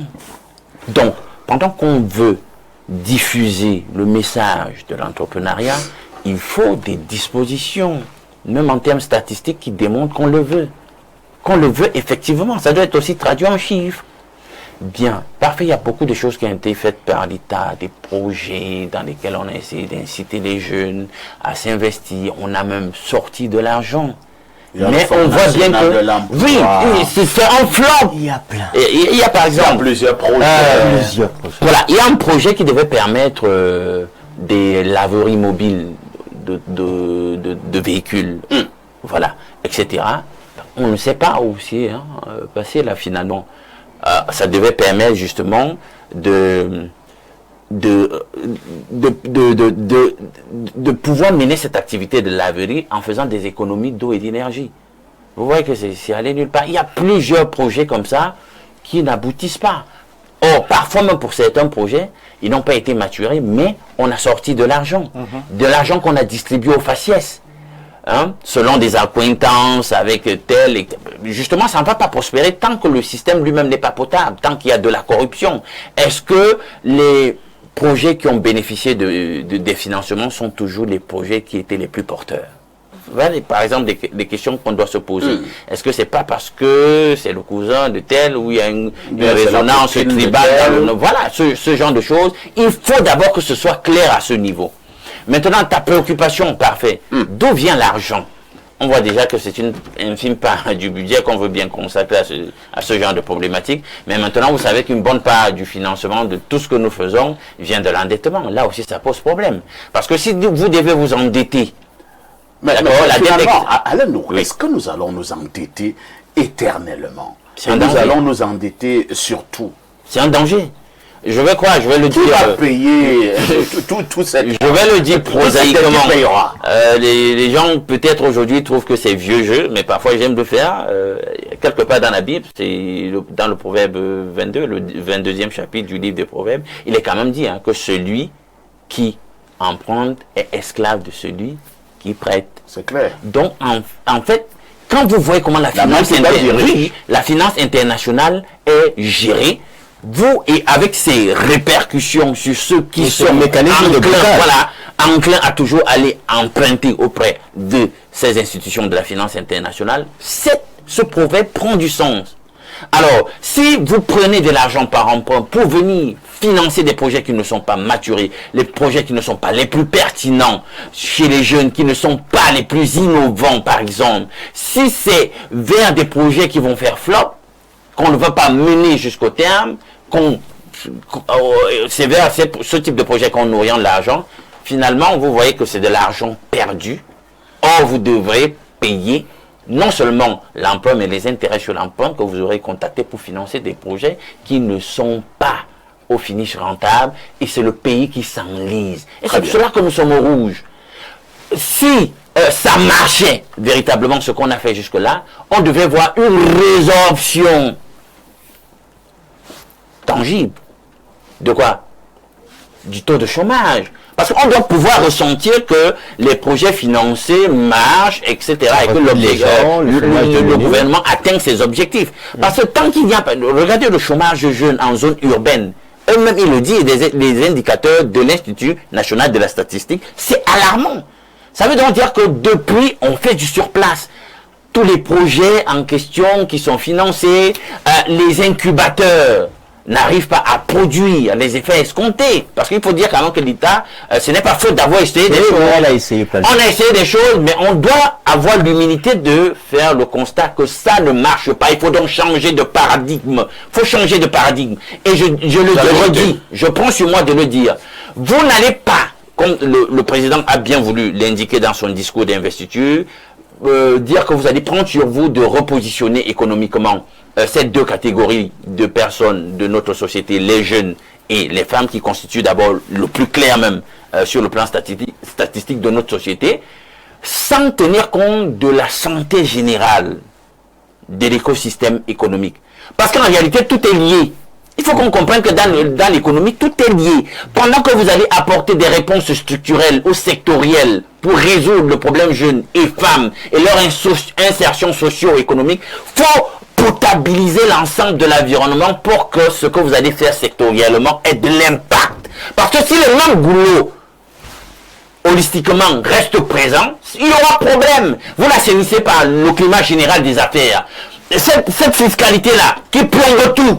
Mais un jeune, libéré un tout petit peu, il est oppressé dès le début par une fiscalité. On sait bien qu'il faut au moins 5 ans pour commencer véritablement à parler d'une réelle rentabilité. Mais si déjà, dès les premières années, on sent comment on est pressuré. Voilà, c'est un problème. Or, vous le savez, 80% d'après leurs propres statistiques de toutes les PME qui constituent du tissu productif meurent au bout de 5 ans. On doit donc réfléchir, repenser le système avant même de pouvoir expecter de bonnes réponses de la part des initiatives sectorielles qu'on prend. Merci. Il faut penser tout le système ensemble. Merci Alain Douk. Martial Zouamanga, vous qui êtes justement cet expert en développement local, l'aspect entre aux jeunes entrepreneurs, ça vous intéresse aussi? Je vais être amer dans cette intervention. Permettez-moi d'abord de signaler ma frustration et je vais directement m'adresser au président de la République. Je suis Martial Zouamanga, ingénieur en développement local. Et parlant de l'entrepreneuriat jeune, il m'a été donné en 2024 d'être député jeune de la commune de Yaoundé 1er, donc responsable de fait d'environ 200 000 à 300 000 jeunes. Nous avons été formés, réamorcés par le ministère de la Jeunesse et de l'Éducation civique. Et l'année passée, puisque le Parlement jeunesse est un parlement thématique, ça veut dire que chaque année est placée sous le symbole d'un thème. Nous avons parlé l'année passée de patriotisme économique. Et on nous a donné un ensemble d'outils. Nous qui aimons le développement local, nous qui faisons le développement local, qui sommes des acteurs de terrain, nous sommes allés vers nos pairs, P-A-I-R-S, jeunes. Nous leur avons parlé de la part des politiques qui ont été mises sur pied par le chef de l'État. Je fais ici notamment allusion au plan triennal spécial jeune. Du côté de Yaoundé Premier, nous n'avons pas vu passer ce plan triennal spécial jeune. Personnellement, en ma qualité de jeune leader, même malgré les difficultés économiques par lesquelles je passe, j'ai engagé mes ressources personnelles pour former les jeunes, parce que l'un des secteurs porteurs de l'économie camerounaise, c'est l'agriculture. Quand je dis agriculture, un Français comprend qu'il y a l'élevage et il y a l'agriculture au sens de travailler la terre. Nous avons formé les jeunes. Je commence ici par dire merci au sous-préfet de Yaoundé Premier qui ne m'a pas embarrassé avec la paperasse administrative. Lorsque je lui disais que j'ai un événement, il me signait l'autorisation. Je dis merci à la DAGEC, délégué d'arrondissement de la jeunesse et de l'éducation civique. Voilà deux personnalités qui m'ont facilité le travail. La DAGEC mettait toujours à la disposition de la modeste personne que je suis les membres des services déconcentrés de son service. Maintenant, je dénonce la bureaucratie. Cette bureaucratie kafkaïenne. Je me suis rapproché de certains organes de l'État qui étaient censés me soutenir pour faire cette activité de former les jeunes à l'élevage. J'ai choisi l'élevage des poulets parce que le poulet, c'est l'aliment le plus consommé. Et la demande jusqu'ici reste, l'offre ici reste inférieure à la demande. C'est-à-dire qu'on n'arrive toujours pas à produire suffisamment par rapport à la demande. Yaoundé actuellement a presque 4,5 millions d'habitants. Et est devenue de fait la première métropole du pays. Beaucoup de personnes alors, finalement, quel est ton problème? Mon problème, je m'adresse au président de la République. Yaoundé Premier n'a pas vu passer le plan triennal spécial jeune. Et pourquoi? En 2024. Je ne sais pas pourquoi. Yaoundé Premier ne fait pas partie de la carte des communes du pays? Lorsque nous étions au Parlement jeunesse, je me faisais taquiner de temps à autre par les camarades qui me disaient « Toi, tu es responsable de la commune la plus puissante du pays. » Oui, parce que le président le président dit à Yaoundé Premier. Le SGPR, qui est l'une des personnalités les plus importantes, vit à Yaoundé Premier. Bureaucratie kafkaïenne. Par contre, je me suis rapproché d'un organe, AFOP, qui est, vous voyez souvent quand vous êtes dans la rue, là, vous voyez le programme PCP ACFA. AFOP est la branche chargée de la formation. J'ai expliqué mon projet en 10 minutes au coordonnateur de ce projet, M. Ango. Il m'a donné un expert. Le docteur Asiga, il m'a dit, va avec lui, il va travailler avec toi, il va te former. J'ai soutenu le taxi de ma propre poche. Et avec l'aide de quelques tontons et tantines qui me sont proches et qui croyaient en ce que je faisais. Aujourd'hui, j'ai formé environ 30-35 jeunes. J'ai arrêté parce que je n'avais plus les moyens de faire cela. Et j'ai dit à mes ouailles ou aux enfants de Yaoundé Premier qui étaient sous la coordination de ma personne, de faire des projets que nous allions soumettre parce que nous avions mis nos espoirs. Parce que la question ici, le thème d'aujourd'hui, c'est entrepreneuriat jeune, le soutien aux entrepreneurs jeunes. Que peut faire l'État? Nous n'avons pas vu le plan triennal jeune, le plan spécial triennal jeune passé. Et j'interpelle aujourd'hui M. Mounouna Foutou, qui est non seulement ministre de la jeunesse et de l'éducation civique et ministre de l'emploi et de la formation professionnelle. Deux portefeuilles ministériels stratégiques pour l'épanouissement des jeunes. Monsieur Mounouna Foutou, j'ai 50 jeunes derrière moi actuellement qui sont en train de me guider, qui sont en train de me demander, honorable, tu nous as raconté que du vent. Je n'ai fait que le chef de l'État. On peut même te lyncher. Hein? On peut même me lyncher. Le chef de l'État avait dit oser. J'ai osé. J'ai engagé des fonds. Parfois, quand vous osez dans ce pays, c'est un risque. Hein? J'ai engagé. J'ai travaillé avec des jeunes. Et maintenant, vous êtes misérable. Non, je ne suis pas misérable. Je suis pas misérable. Mais vous avez tout donné. J'ai donné ce que je pouvais à mon niveau, sans risquer de me ruiner davantage. Déjà que j'ai pas grand chose. Pourquoi donc vous pleurez? Je pleure parce que le chef de l'État nous a dit d'oser, d'entreprendre. Et nous, à notre niveau, en tant que leader jeune, nous savions que nous allons avoir... Et en ce moment, selon vous, vous pensez que qui est responsable de cet échec? Qui en est responsable? C'est Paul Biya qu'on connaît. La chanson dit « Allons voter Paul Biya ». C'est parce que c'est lui qu'on connaît. La chanson en boulot dit « Allons voter Paul Biya ». Allons voter Paul Biya. Parce que c'est lui seul que nous connaissons. Vous voyez aujourd'hui, pourquoi les jeunes descendent cassés? C'est parce que les jeunes n'ont rien. On ne va pas justifier les casses hein, sur ce plateau. Je ne justifie pas les casses. On ne va pas justifier les casses. Mais je suis à dire que quelqu'un qui a un investissement ne peut pas les casser. Quelqu'un qui a son poulailler, donc j'interpelle ici personnellement le président de la République. C'est fait, ça a été fait. Merci. Hein. Nous allons lire ces messages. C'est donc un jeune hein, qui se pose la question de savoir où est passé l'argent du plan spécial triennal jeune. Bonjour Perfecto et à tout le panel. Monsieur Ibrahim a de très bonnes idées. Envoyez-moi son numéro, s'il vous plaît. Bonne émission. C'est Daou Diouf depuis Oja. Daou, essayez de m'appeler après l'émission. Hein. On verra ce qu'on peut faire. Et je vous amène au plus 971. C'est un message, une fois de plus, des Émirats Arabes Unis. Tonton Parfait, pensez-vous qu'il y a manque de projets jeunes pour qu'on se retrouve avec un si gros budget en attente de bénéficiaires après tant d'années? Le véritable problème, c'est le critère de sélection inconnu qui coince et que le peuple ignore. L'État ou alors le ministère en charge doit pouvoir faire une annonce officielle concernant le casting pour pouvoir bénéficier de ces fonds. Pour ma part, par exemple, je suis un styliste modéliste. J'ai déposé mon business plan avec tous les détails pour pouvoir bénéficier de ce plan triennal jeune à Yaoundé 3.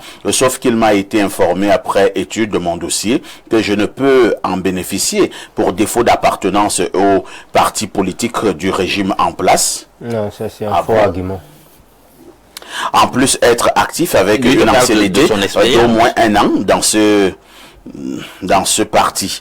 C'est Fabrice de Dubaï qui envoie cette contribution. Bonjour Parfait, c'est Papa Jules depuis Eboaloa. Votre... On va pas lire ce message.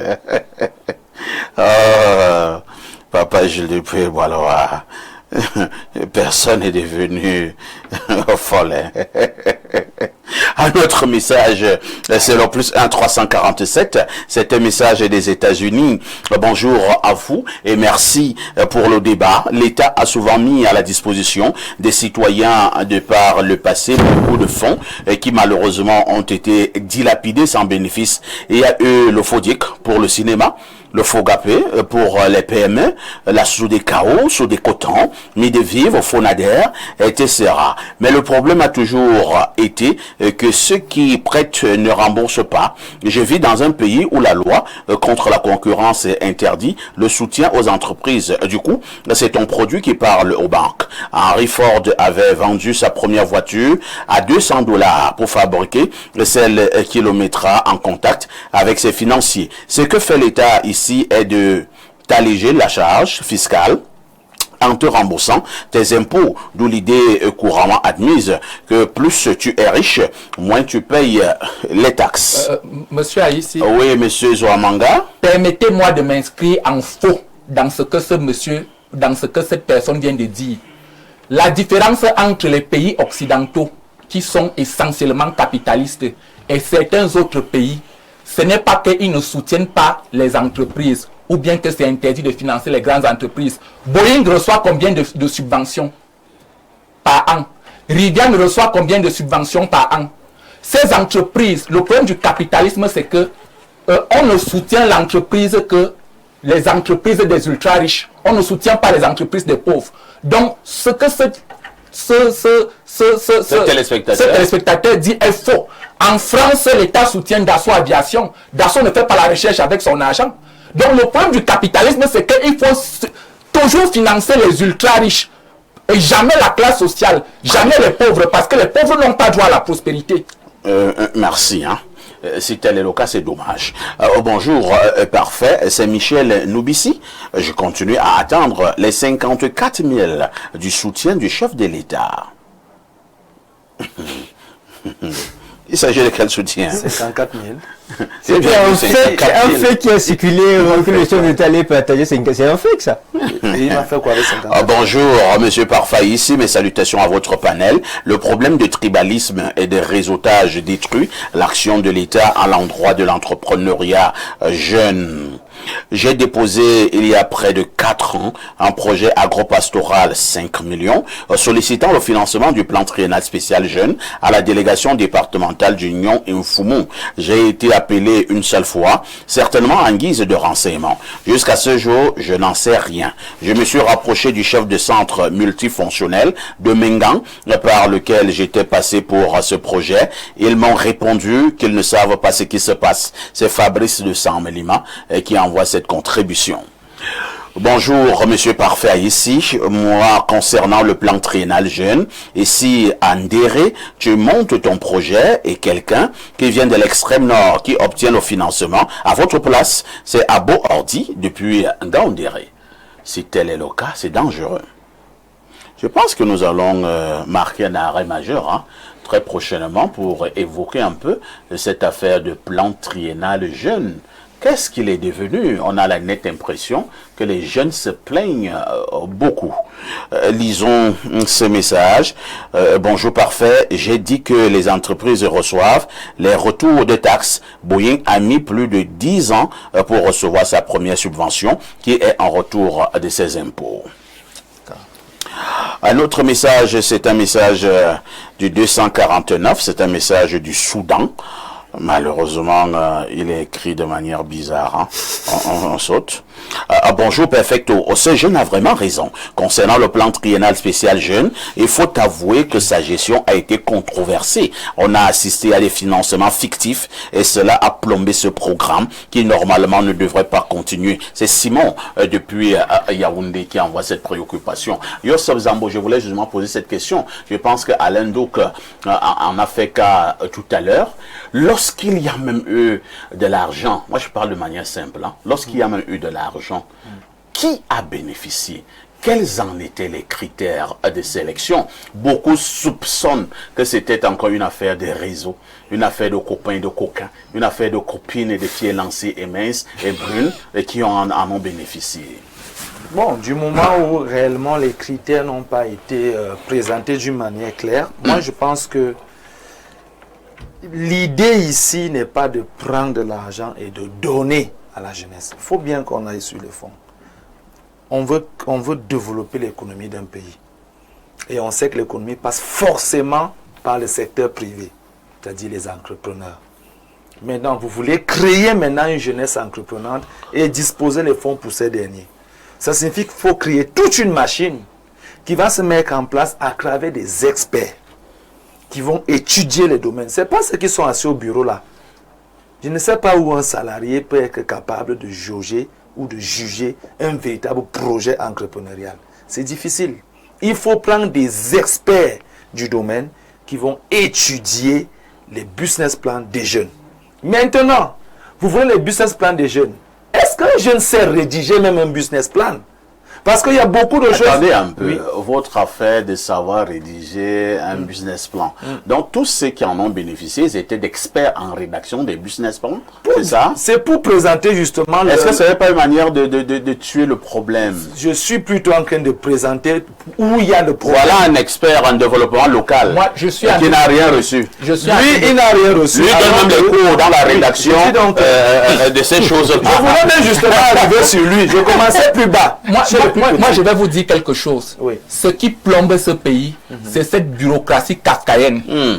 J'ai je parle du Minepia, je me suis rapproché d'une délégation. On m'a dit que moi, je ne peux pas sortir de mon bureau. Il faut que tu écrives une note au ministre. Que le ministre me fasse le retour pour que je vienne faire.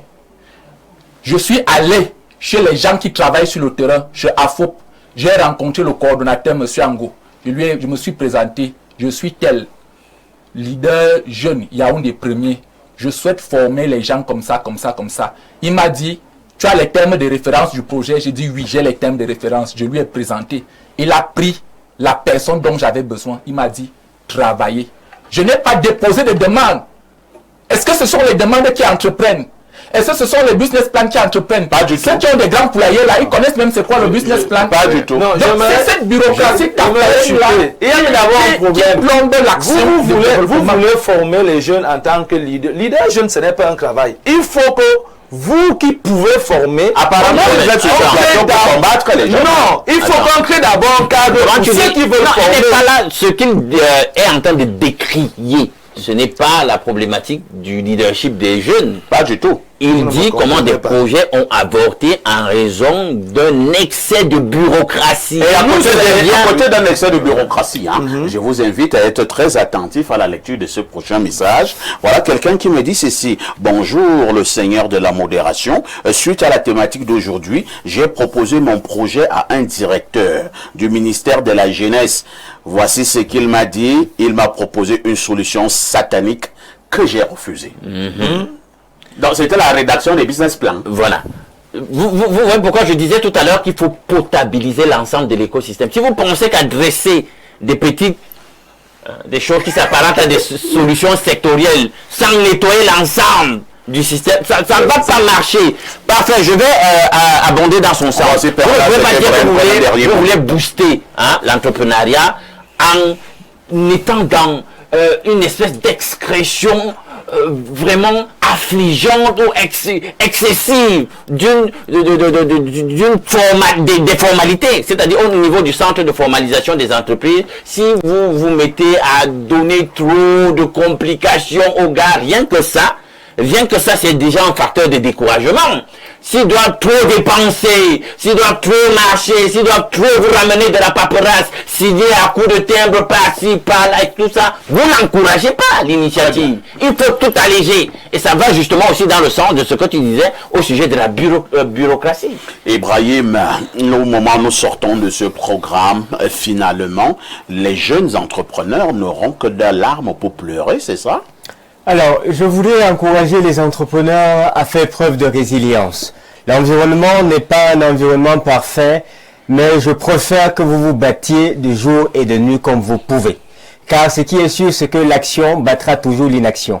Je tiens à féliciter le leader qui nous a accompagnés de la communauté de Yaoundé Premier, qui nous a accompagnés, qui s'est engagé et qui est monté d'un créneau ce matin parfait ici, grâce à cette émission, pour dire aux jeunes qu'il faut continuer à aller de l'avant. On va faire tout ce qu'on peut faire pour que les choses changent. Sachez que l'action battra toujours l'inaction. Commencez avec le peu que vous avez et on va y arriver.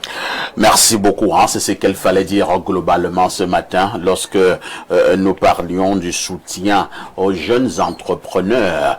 Nous allons y revenir et comme je l'ai dit, nous marquerons un arrêt majeur pour faire le point sur le plan triennal jeune et surtout la gestion qui a été faite. Je veux parler des 103 milliards. Merci à Martial Zouamanga, très énervé ce matin. Merci à Ibrahim qui a eu un langage réconciliateur à la fin. Merci à Alain Dou qui pense que les choses doivent changer. Merci à Joseph Zambo qui a failli tout simplement dérouter les jeunes ce matin.